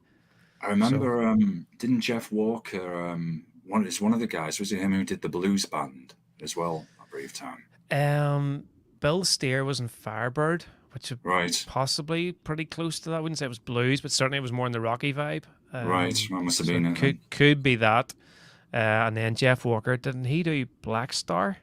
Wasn't he in Black Star? Yeah, I think, Again, it was still I more think of the sort of more of a carcassy vibe, but yeah, yeah, more rock and roll riffs, you know. yeah, And then they just decided, yeah, fuck us, let's just be yeah, carcass again, and the yeah. world was happy. Yeah. It just went through an experimental phase, I guess. I think they all do. It's a bit like Rex from Pantera. Do you remember he went mental and Mm, he did like I remember reading a really interesting interview with him about he just got this Telecaster and was just writing all these sort of bluesy country riffs and was just like, yeah, do you know what? You know, hair was all cut off and he'd grown up a bit, and he was like, yeah, I just want to do this. And then fast forward 10 years, Pantera, let's do it. yeah. Well, You know, so it's like Phil Anselmo from Pantera and then Thomas from At the Gates. They must be in between them, or have been in like about 900 million bands, because you had like Phil with Awesome yeah, Anthem, Down. I think the black metal Scorn, bands, Scorn. Yeah, Scorn yeah, wasn't that's it. Scorn he Yeah, was in, yeah. yeah, Yeah, I think. Do you know what? It must be class for those sorts of guys that are at that level where you can yeah, go, "What do you want to do today, Phil? yeah, I'm going to start a black metal band. yeah, Let yeah, me get the label on the phone." You know. yeah, yeah, yeah. So I'm sure it's not like that, but also I'm sure it is. Yeah, But that must be literally. great. I Yeah, think that's why I enjoyed Nurgle from Behemoth, his "Me and That Man" thing. You know, just get a load of mates in the studio and just, you know, Nicholas from Shining and Alan Averill from Primordial and your man from the other Shining, and isn't your man from Ghost on it, Tobias? Isn't he on a track? Just all these guys just turning up and hanging out. Like, it must just be awesome, you yeah, and then know? seeing what they can come up with. Yeah, I know. Yeah. And some of that Me and That Man stuff is fantastic. The Alan Averill song is just, oh, All it's right, killer. I'll have to check Oh, that it's out. really Yeah, killer. Like, really killer. It's right, good. right. That's cool. Awesome. Yeah, I've seen because Thomas from Thomas Lindbergh from At the Hmm. Gates. He's been in numerous bands, I didn't and know he was then in that many. Was Lockup? Was that his? yeah, Lock Up, Great Deceiver. Another one I can't remember of, but I tell you, there's a guy I see who probably has the world record for being in that many bands is Roger Johansson. I've received so many promos about that guy, like Swedish death metal, and he's literally in so many different bands. And it's not that the music is bad, but I feel in some areas it's got to the point where the guys in that many, some of the bands are just sounding like, say, the band he was already in. I'm like, man, yeah, it's just getting a Yeah, bit. I remember. Wasn't it a singer of In Flames brought out Passengers a lot of years, like Mm, 15, 20 years ago, and it was. I remember at the time going. I was a big In Flames fan at the time, you know, around Horacle and all that sort of era, and I remember thinking, oh, he's on new band. I'll check this out. I was like, this is kind of like In Flames, but kind of not as good. yeah, So like a substitute version. yeah, it's just, you know, so I get it. And then you could definitely see artists to try and get stuff out of their system. I remember Isan from Emperor did Picadum. I think it was Isan. I think it was him and Samoth, maybe. I can't quite remember. And it was kind of like Morbid Angel. And you could just see, like, he obviously had all these Morbid Angel type riffs. It was like, I have to get rid of this, you know, before the next Emperor album or whatever he was doing. And now he's just doing as he absolutely pleases with Isan. It's incredible stuff, Yeah, you know. yeah. So what would be some of your favorite albums that you've released with the Crawling? I mean, outside of the current one, outside of All This for Nothing. I don't really have that many. So, Mhm. um, what is my favorite? I don't know, to be honest. Yeah, that is difficult. I think there's something about Anatomy of Loss that was really special, but it was our first album, so I think I've so much Yeah, attached to it. Um, Songwriting wise, I do think Wolves has some better songs on it. I just right. don't think we managed to get it out to that level. The likes of Promises and Parasites is a song that just kind of went under the radar. It was at towards the end of the album, and you know people don't listen past track five. So there's certainly aspects of it. So Yeah, I'm not really sure where I lie on that. I don't really like listening to my own albums either, because I record it and mix it myself. Then I shoot the videos and then have to edit the videos. So you do get bored of the songs pretty quickly listening.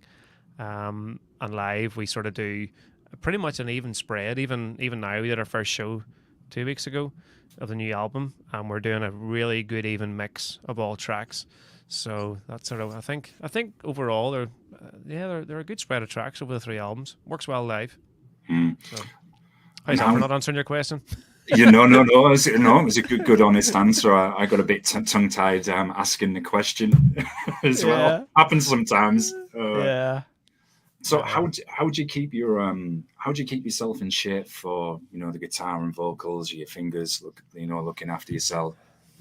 Um, I know you do the scuba diving. I was just wondering if you have any techniques in particular that help with your no, and you fingers. know what? It's something that I really keep meaning to pay a bit more attention to. I have started to watch my diet a lot more over the last few years, because skinny fat man is a thing. It's Skinny like, fat. yeah, I'm not a big dude, and too many beers and KFCs and all that stuff. It does catch up on you. So I really have tried to watch my diet. I'm no saint, and tried to drink slightly less beer and go to the gym a bit more because I get sore knees if I don't, especially playing live. There's something about I damaged my knees about 5 or 6 years ago, and I've noticed when I play live, I don't know if I presume it's the rock stance and the up and down with monitors and carrying gear. I was like, yeah, my knees get properly sore and swollen now. So if I don't do some form of exercise weekly, I start to feel it. So I've done a wee bit of that just to keep my physical self in shape. Guitar wise, again, I'm really bad. I don't warm up very well. I do get sore hands from time to time. I don't play that much guitar outside of a writing period or if we're touring. Only every now and again I decide, oh, I'll jam out a bit of guitar today. It's very much with a goal. I have to write an album. I have to rehearse for gigs. Outside of that, there's always 1,001 things need done.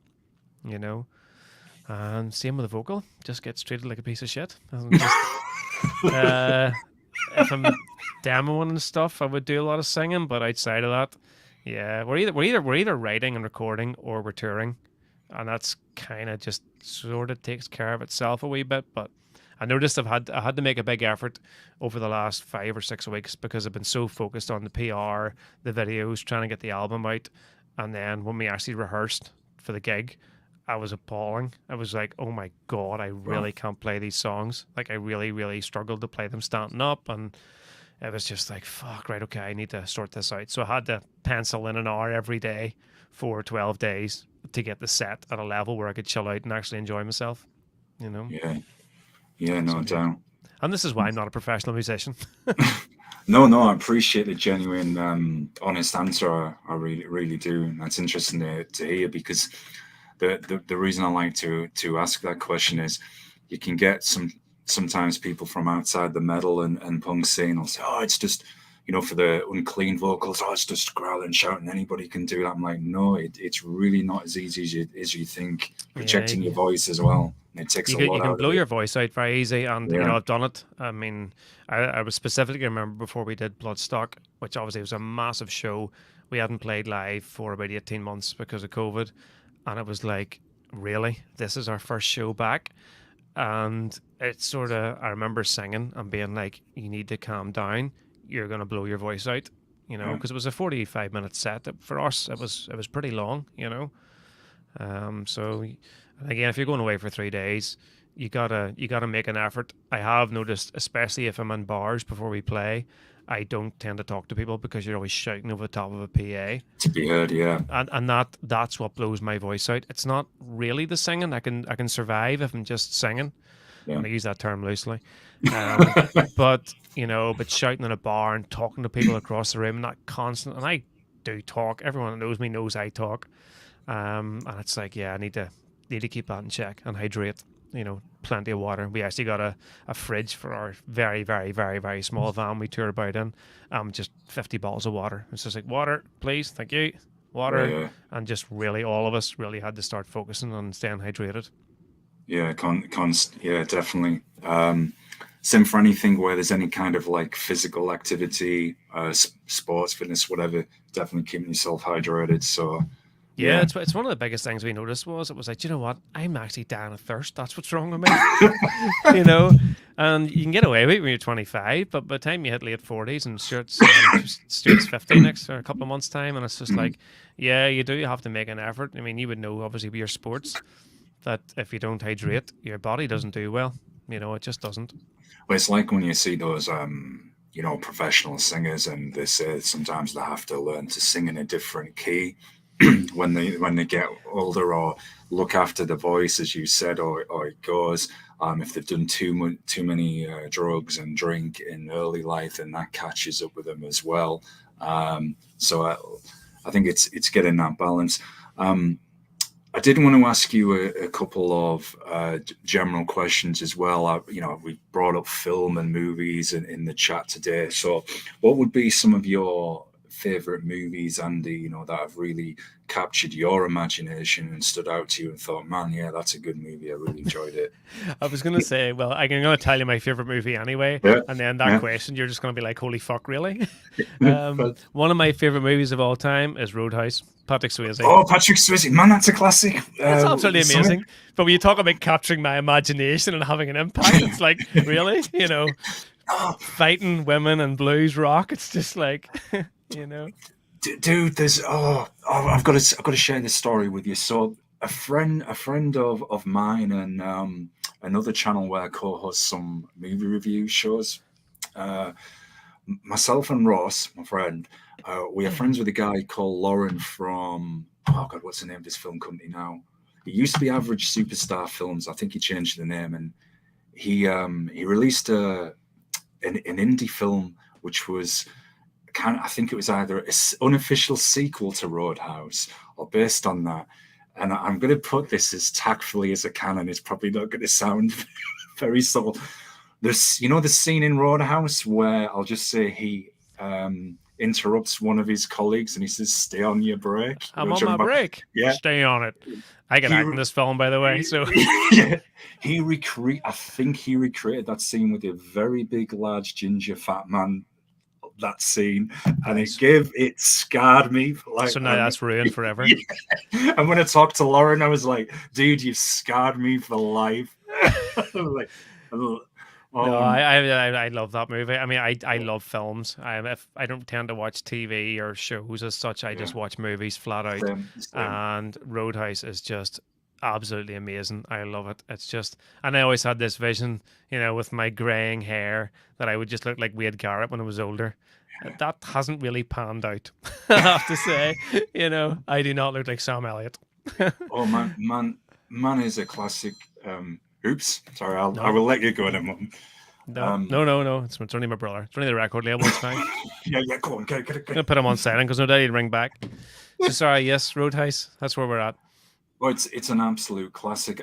Ross, my friend, was telling me that I'm kind of worried about this, that they were going to read that they're planning to remake Roadhouse. Have you heard anything about it? Yes, Conor McGregor and Jake Gyllenhaal, and I think it's Oh, happened. knowing. Right, Yeah, and a so Conor it McGregor has. there.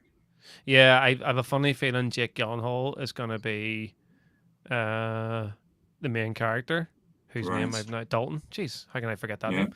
So I think he's gonna be Dalton. I think, and I presume Conor McGregor is somewhere along the lines of the baddie. You know. Well, that makes me feel a little more positive knowing Connor's Yeah, involved. I am so bored of Hollywood remakes. And please, starting me on movies is probably a bad idea when we're an hour and a half in. So But I'm going to start you on it. yeah, I know, but I am so bored of them remaking movies that have already been made and they were brilliant. I mean, Roadhouse. I mean, come on, you know as well as I do. It is not exactly a fucking classic. It's like you do not need to remake that movie. It's not The Godfather. The guy's a bouncer and he beats up people for money and Yeah. gets the hot girl. Dude, they are so creatively bankrupt. Nothing is off the Yeah. nothing is off the table. Here's one I'm going to upset you with, even further. You probably know about this. The rumor is, I think it's in production now. They finished filming. They remade The Crow, and I am Oh, I haven't heard just that one. That is also yeah, bad. And and again, I'm I just mean, The Crow holds up all right. I watched it yeah, not that long runs a ago, league. and I mean, again, I was a kid when it was out. There's a lot of attachment to it. It was as close to a heavy metal movie as you're ever going to get. But it's like, does that need remade? I mean, it was all right. It's a pretty cool film, you know. There's So I don't know, but I mean, on the flip side, one of my two other favorite films are Vanilla Sky and with Tom Cruise, and I love June with Kyle MacLachlan, but I do love the remake. Dude, dude. I haven't seen Vanilla Sky, but the remake of June, we actually did a review on that.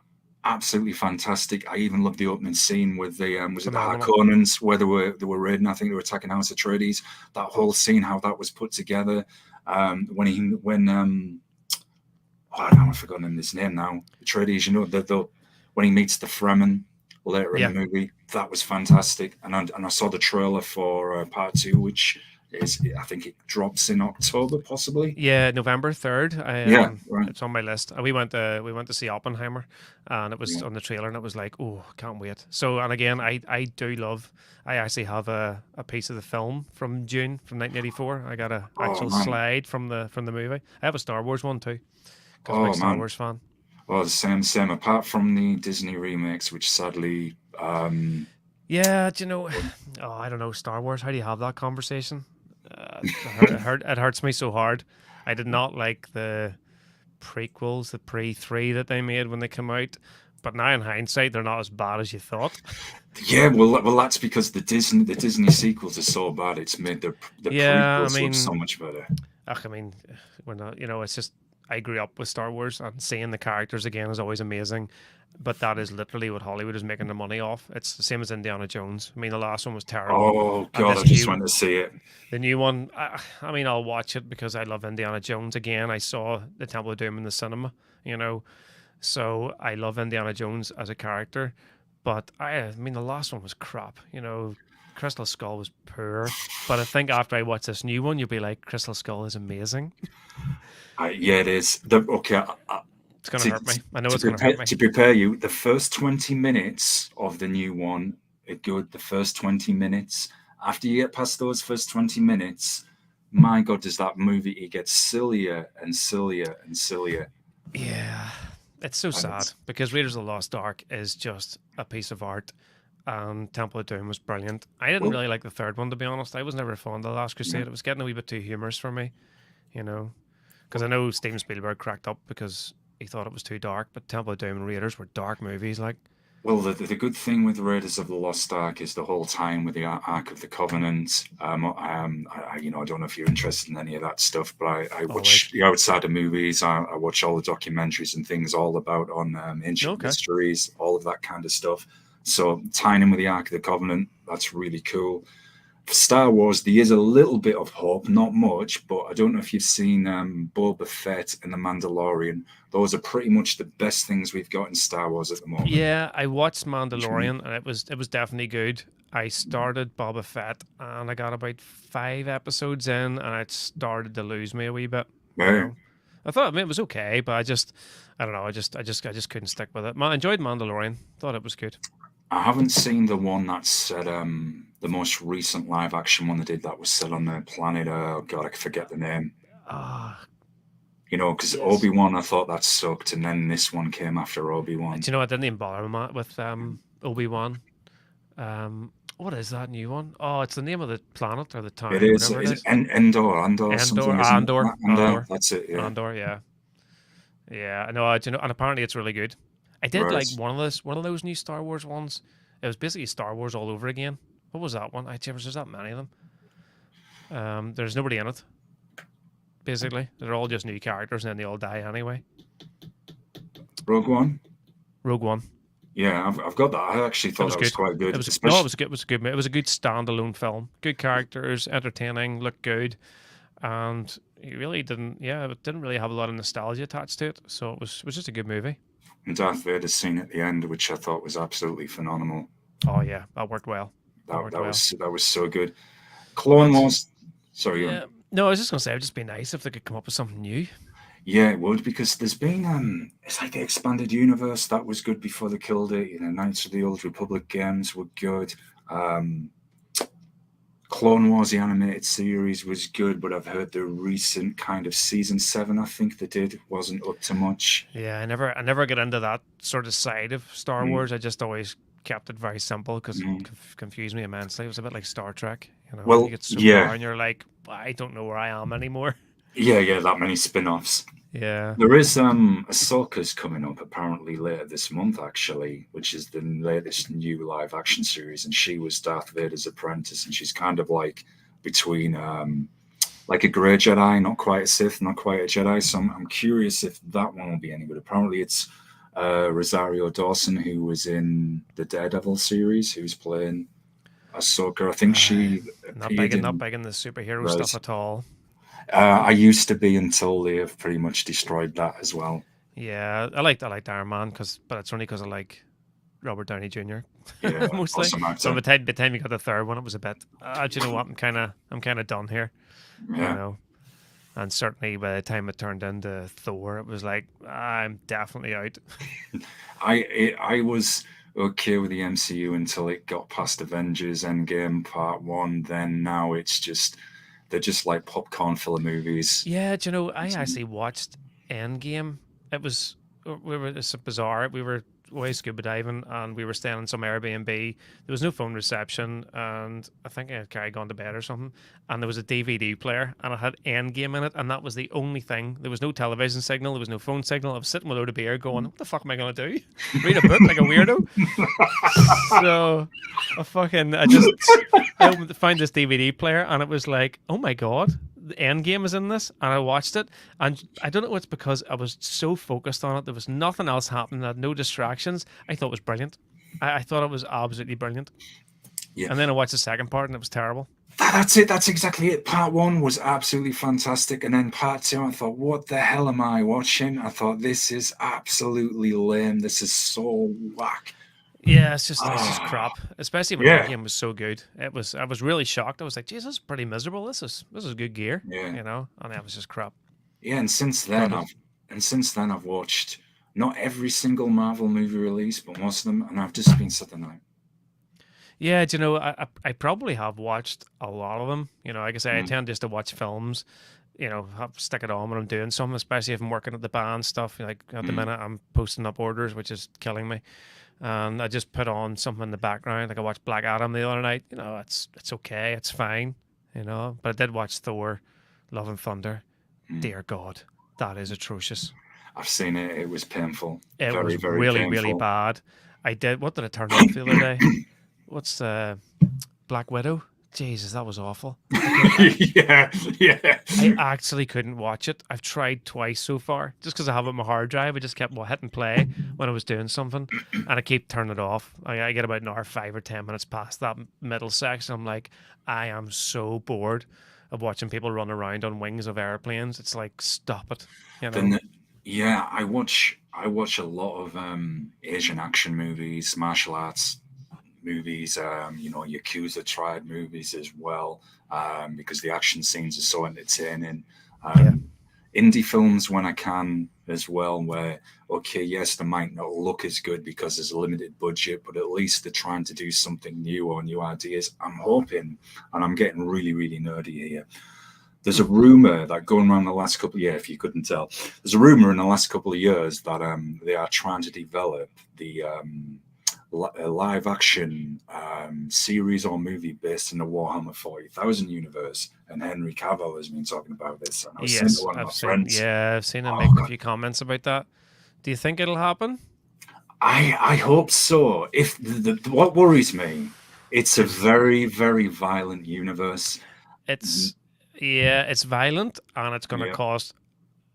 I mean, you're looking at $200 or $300 to make that sort of movie, yeah. and they are losing money hand over fist with those sorts of movies right now. So to invest in Warhammer, it's like, That's whoa, that's quite the sales pitch, lads. But carry on.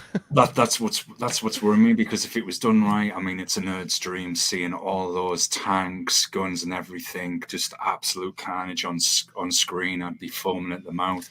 I heard Yeah. rumors they were going to do a series on Eisenhorn, who was like, I think he was an inquisitor, who his whole purpose is finding out who's possessed by chaos and all the chaos demons. And I thought, Okay. well, that might be somewhere to start because they could do a series and the budget would be so much smaller. Um, but Yeah. I am concerned for two things. one, what you've pointed out with the financial constraints with a big major movie and with what's happening, and the other, because 40K is so violent, if people will Yeah, get offended, you so can't yeah, you dumb it can't, or down. it won't work. And if No, they you dumb get it down, yeah, it's screwed.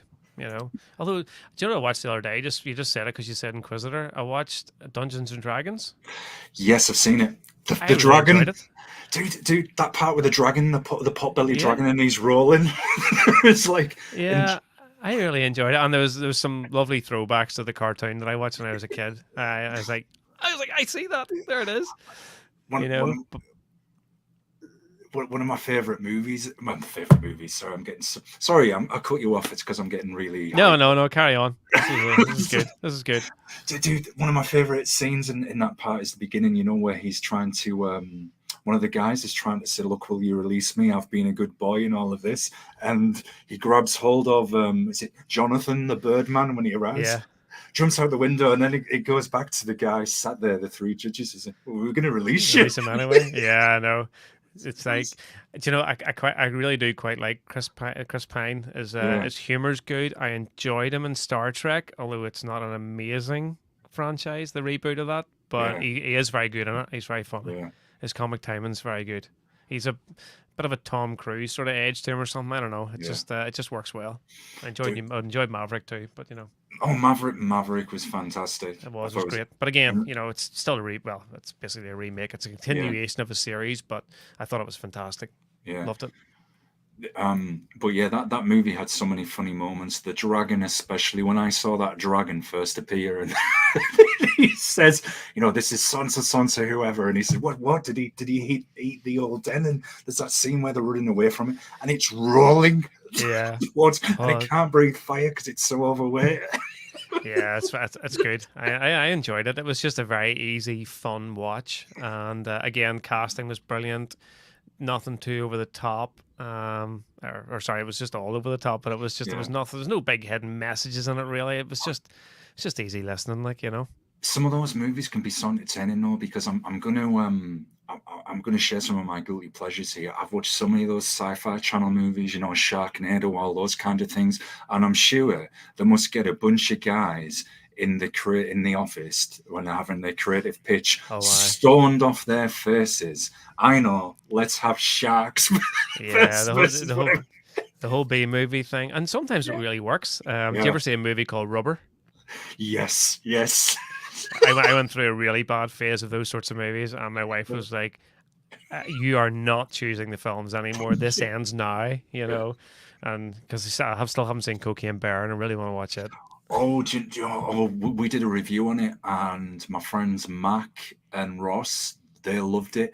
I wasn't that much of a bigger fan, and I felt really bad because it was like Ray Liotta's last movie as well before he passed. Um, I I mean, didn't know it's he was in that. yeah, he's Oh right, okay. he's the father of one of the characters in there, and it was Oh, the I thought you last were going to say movie he's the he did. bear. That would have been amazing Yeah, if you'd said he's the bear. yeah, but you but know, now, yeah, but it's I guess my thoughts have changed in it a bit now. Okay, it was okay, I guess. It was entertaining enough. it just looks total nonsense. Oh, it So, is, it I'll is. watch it someday. I'm hoping it's like an hour and 20 minutes long or something I can afford Yeah, to lose of my life. yeah, it's a pretty short movie, man. Yeah, I've I just got would, the stage in life now where all I do is tend to go back and find old action adventure movies that I've already seen a million times. You know. I used to. We were having this. I was having this conversation with some friends recently, and I remember I was seeing a girl at the time, and she was. All you do is you watch all these action movies, Asian gangster movies, where it's like people shooting at each other for 2 hours or fighting with swords. I said, yeah, it's entertainment. I said, it's Yeah. entertainment. I said, that's it. I said, I Yeah. can eject my brain. I said, it's entertaining, and I like the way they put the scenes together. Like Nowhere Man. Oh, that's a fantastic movie as well. I don't know that one. Or I'm not sure. I think Hollywood might have done a remake or something Oh, right, inspired by okay. it. I know. Do you know what? Actually, I went and this is really talk about guilty pleasures. I actually went and downloaded it to watch the other night. Was Bloodsport. Bloodspot's still a Brilliant. classic. I know Oh, it's fantastic. there's all the controversy over. I know Frank Dukes. Whether did Frank he Dukes, come? like put up Yeah, your Dukes, right? yeah. Did he compete in that tournament for real, dude? Yeah. Does it even exist?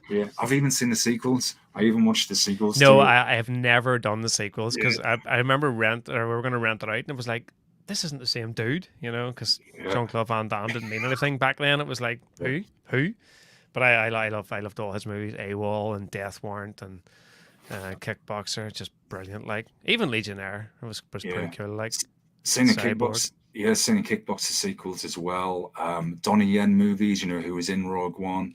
Oh my god, some of his movies are insane. There's one I can definitely recommend called Flashpoint from Oh 2007. yeah, yeah. Oh my, that is one of my I favorite know that name. I movies. know I've never seen it, but funny, I've seen that get knocked about a few times. Not even that long ago. I heard that the other night about Flashpoint. Oh, Oh my, no idea. oh, and Andy, seriously, that was one I definitely recommend. Okay. The action scenes are absolutely fantastic. Donnie Yen does some fire movies anyway, and then the guy from the Raid movies, he does some good action movies as well. I think he did appear in. No, it was Tony Jaa was in Fast and Furious 7. I'm sure I think he has appeared in some of the recent action movies in Hollywood, and some of them aren't bad. There's still a little bit of good that still gets out there sometimes. But, Yeah. oh man, I watched so many of them. I get that nerdy. I even watched a fan film last night based on Warhammer Fantasy called Chaos Rising. Okay. Looks like it was made over here, maybe. Um, Very small budget. It does look a bit like LARP in places, the plastic swords and stuff, but they haven't done a bad job for the budget they had. They've kept it Yeah. violent. Just to go back to a mildly heavy metal related point, I watched Yeah. Cradle of Fear for the first time in a Seen it. long time Yeah. the other week, and do you know what? It was all right.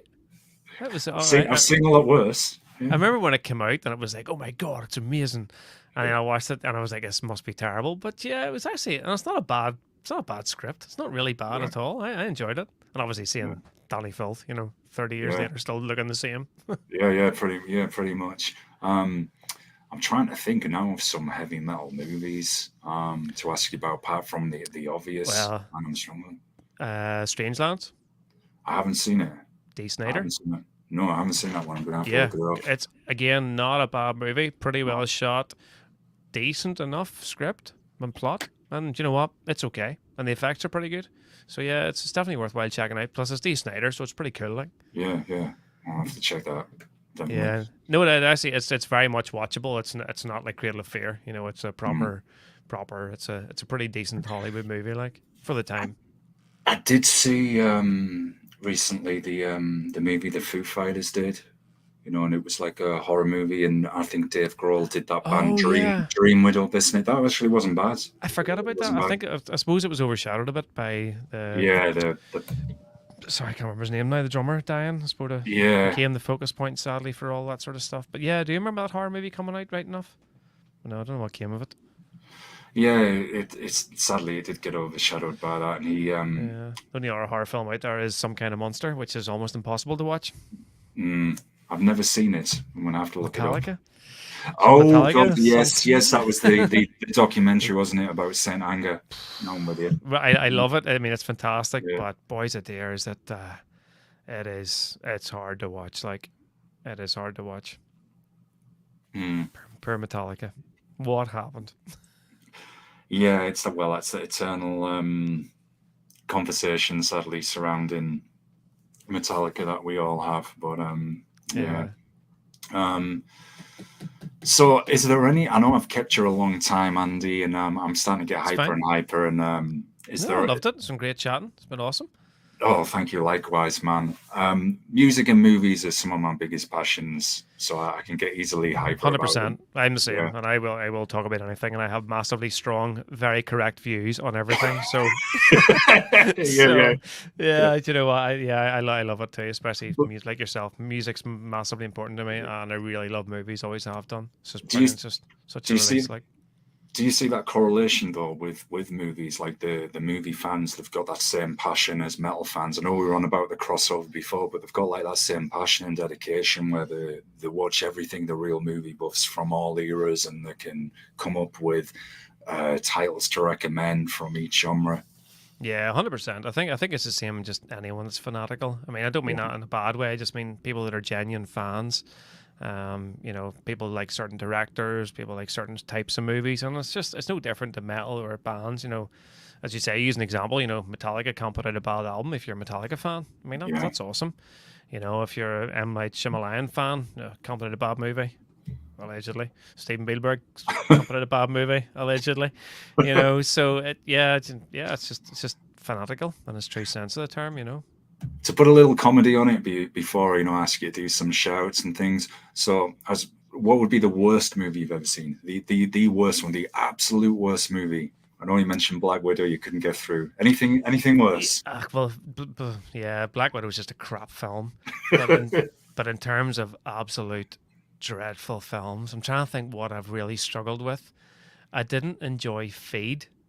It was Haven't seen it. rough. It was rough. I went through this like real dreadful B movie type snuff movie phase where you're like Right. going, "Is this real or what?" Like, and Feed was rough. And there was another movie I can't remember the name of it, but it was about speed eaters and giant cats. And it was so mental. It was around the time of Rubber and all those sorts of movies Yeah. I was watching, and it was about these speed eaters, and it was just violently gross. And then there were these like 4 foot tall cats in it, and it was again Human Centipede had only come out, that sort of era. Yeah, yeah. The It was Tetsu just and the yeah, proper like Giant almost Man. shock horror sort of Yeah. movies. But Feed stands out as being like, it's unnecessary. What about you? Oh my god. Wow, struggle. Here's where my mind goes blank when I'm put on the spot. Um, well, let me think. Let me think. There was something. Okay, new. Not the worst movie I've ever seen, but I guess worst for disappointed was the recent. Oh yeah, yeah. I've got two for you. Yeah, Okay, help but me. Predator 2018, which I renamed The Piss Taker because I felt like the Predator had used the stealth technology to go into the cinema and steal the cash from my wallet. Yeah. That sucked. Yeah, God. I was poor. I was poor. All the Predators have been. Second one was pretty good. The rest have just been all There's waff. a, Wow. there's a band due on here soon called Open Sight, who are like a cinematic metal band. And I've been talking to the guy in emails, and he's a huge Predator movie fan, just the first two. And we're going to get into talking about basically what the hell's gone wrong after Predator 2. I like Predators in the first AVP because that's kind of the best of a bad bunch, but that's it. Yeah, yeah. Likewise, AVP was. It was sort of first time you were like, oh my god, they're actually going to Yeah, do it. So I was so excited about that. yeah, It's okay. It's very yeah, Hollywood. It was very Hollywood. yeah, You yeah. know. But yeah, well, Um. there's even that scene with the Predator doing like the people's elbow drop from wrestling on one of the aliens on one of the xenomorphs. Yeah. Just like, Yeah. nah. Yeah. It was just a bit. Yeah. Okay. And what's the Predator. other one that's awful? Yeah, this is the disappointment why I think of a really crud one. But the reason I could probably get a lot of heat for this, but I actually didn't think the recent Batman movie was good at all. I thought it Oh right. was Okay. I thought it was terrible. I liked and appreciate what they were trying to do, with showing you the detective side and him investigating, the Yeah. crimes as Bruce Wayne. And it started well, and then it was just 3 hours of absolute boredom. Yeah, it definitely. Personally, I really enjoyed it, but I just, as you say, I think I felt like I was watching an oil painting for 3 hours. It was Yeah, just. yeah, I enjoyed it. Watching that oil yeah, paint, I was just like, it's yeah, so somber, and it's just, it just sat there like a mist, but it really did meander. But yeah. yeah, I like long movies as well, and I'm a big. Well, I say I'm not a big Batman fan because I couldn't abide Ben Affleck as him. I thought that was terrible. Yeah, but yeah, I can see why. Yeah, it was very long. It was I very don't, long. I don't mind long movies. I don't mind at all watching them as long as they're good or they're entertaining. I just didn't see it with the Batman, if you like. Yeah. Um, Okay. I'm trying to think of another real crud. Oh, these as we're on about remakes, and my friend did a huge rant on this, and I'll have to give Ross credit here. Was the Conan remake, which he called Clonin, with Jason Momoa. Now I like Jason Momoa; he seems like a really nice guy, and he's still Yeah. No. Absolutely. It's good in yeah. June as well. Yeah, and he Like, does like, independent film as well, so I respect him for yeah, that. But cloning, my God. yeah. I Oh, didn't. I don't even sure I bothered, or do you know, I might have watched that and I have no memory of it whatsoever. that's a good thing. You know, I think it's bad whenever, because again, my guilty pleasures would be The Rock. Anything with The Rock, I can pretty much watch. Yeah, but the Rock's not that bad. The Rock's It's not that just bad. it just makes a lot of fun movies. Yeah, But yeah, there is some shit out there. Like, there's no two ways about it. I can't think of some disappointment of that now. You sort of put that in my mind. yeah. I can't really think of anything that I watched and I went, really, I'm not just amazing. gonna put the light on one Oh, moment, Andy. yeah, go I'll ahead. be right.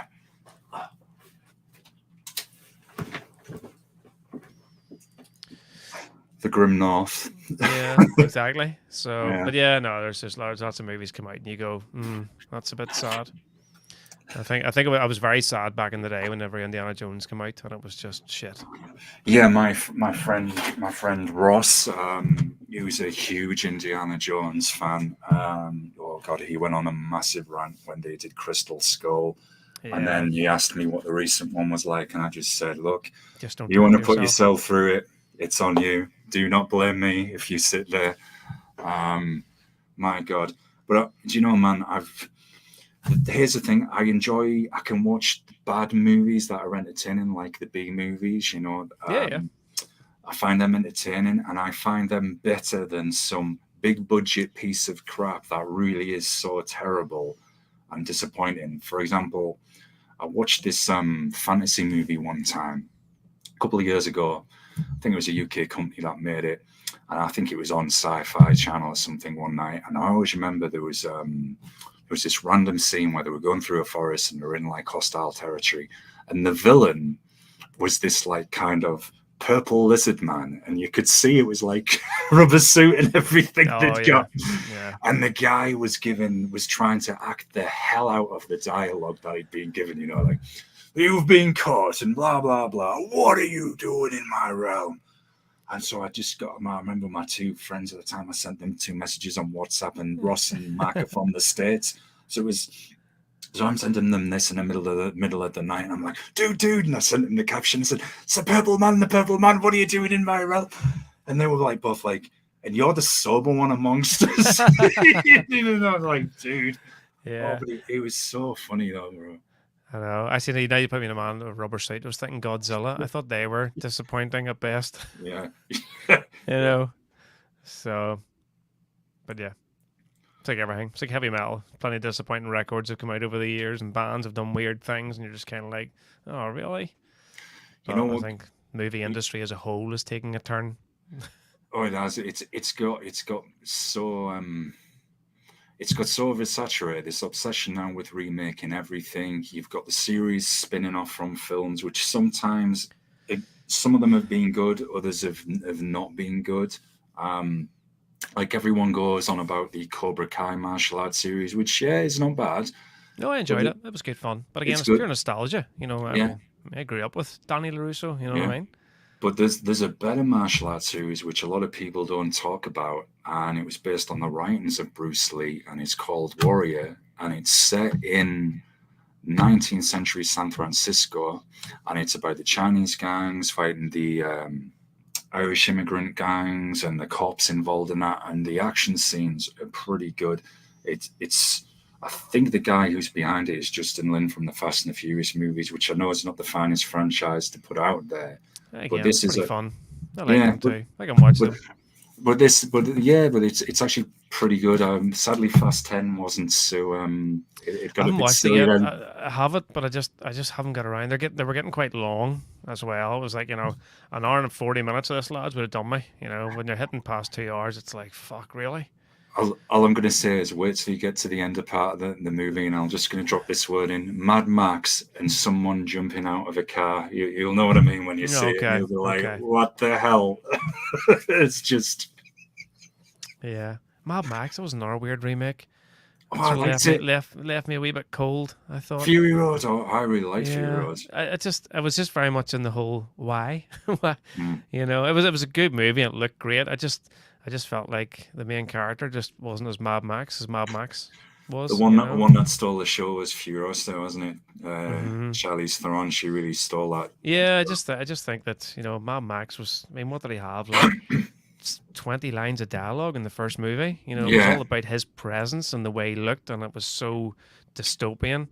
Um, Whereas this was all like hyper clarity, and I know it was all a lot of it was all very practically done, but it just didn't really grip me. I just never had the urge to rewatch it. You know what I mean? But kind of probably what you're in the Batman thing. That sort of yeah. just didn't hit the mark. Yeah, people say to me sometimes, "Wow, you get so hyper and passionate about these movies," and I can't help it. It's because I've just got that love for them. The same with metal music, and I had the same disappointment with Metallica's Death Magnetic. I remember when they were advertising that at the time, and I was actually at the Download Festival, and the this trailer come on for Death Oh Magnetic yeah, coming from Metallica, and they it played was a like big re-release thing, wasn't it? yeah, Like they're they played back. like 30 seconds of a riff. And I was my friend, I said, "Oh, finally, they're gonna do it. I can hear a bit of a thrash riff. I'm gonna do it." And I thought, and then when I heard it, when I heard the entire album, I was like, "You," I was like, "You got me with those 30 seconds," and now I've heard it. I'm like, "Where the hell is the rest of this?" And I was like, "Man!" And I thought, and the picture of the coffin on the front of it, when I thought, "Yeah, that's an unintentional, accurate."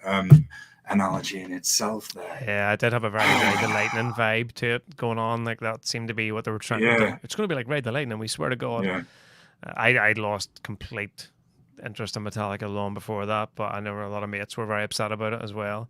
yeah, I did try some of the latest Metallica album, and I just think it was fine. And one of my best mates, and actually the guy that's doing the Mandela show and putting our record out and stuff, James, he was like, he's loving it. I'm just like, fuck, really? Okay.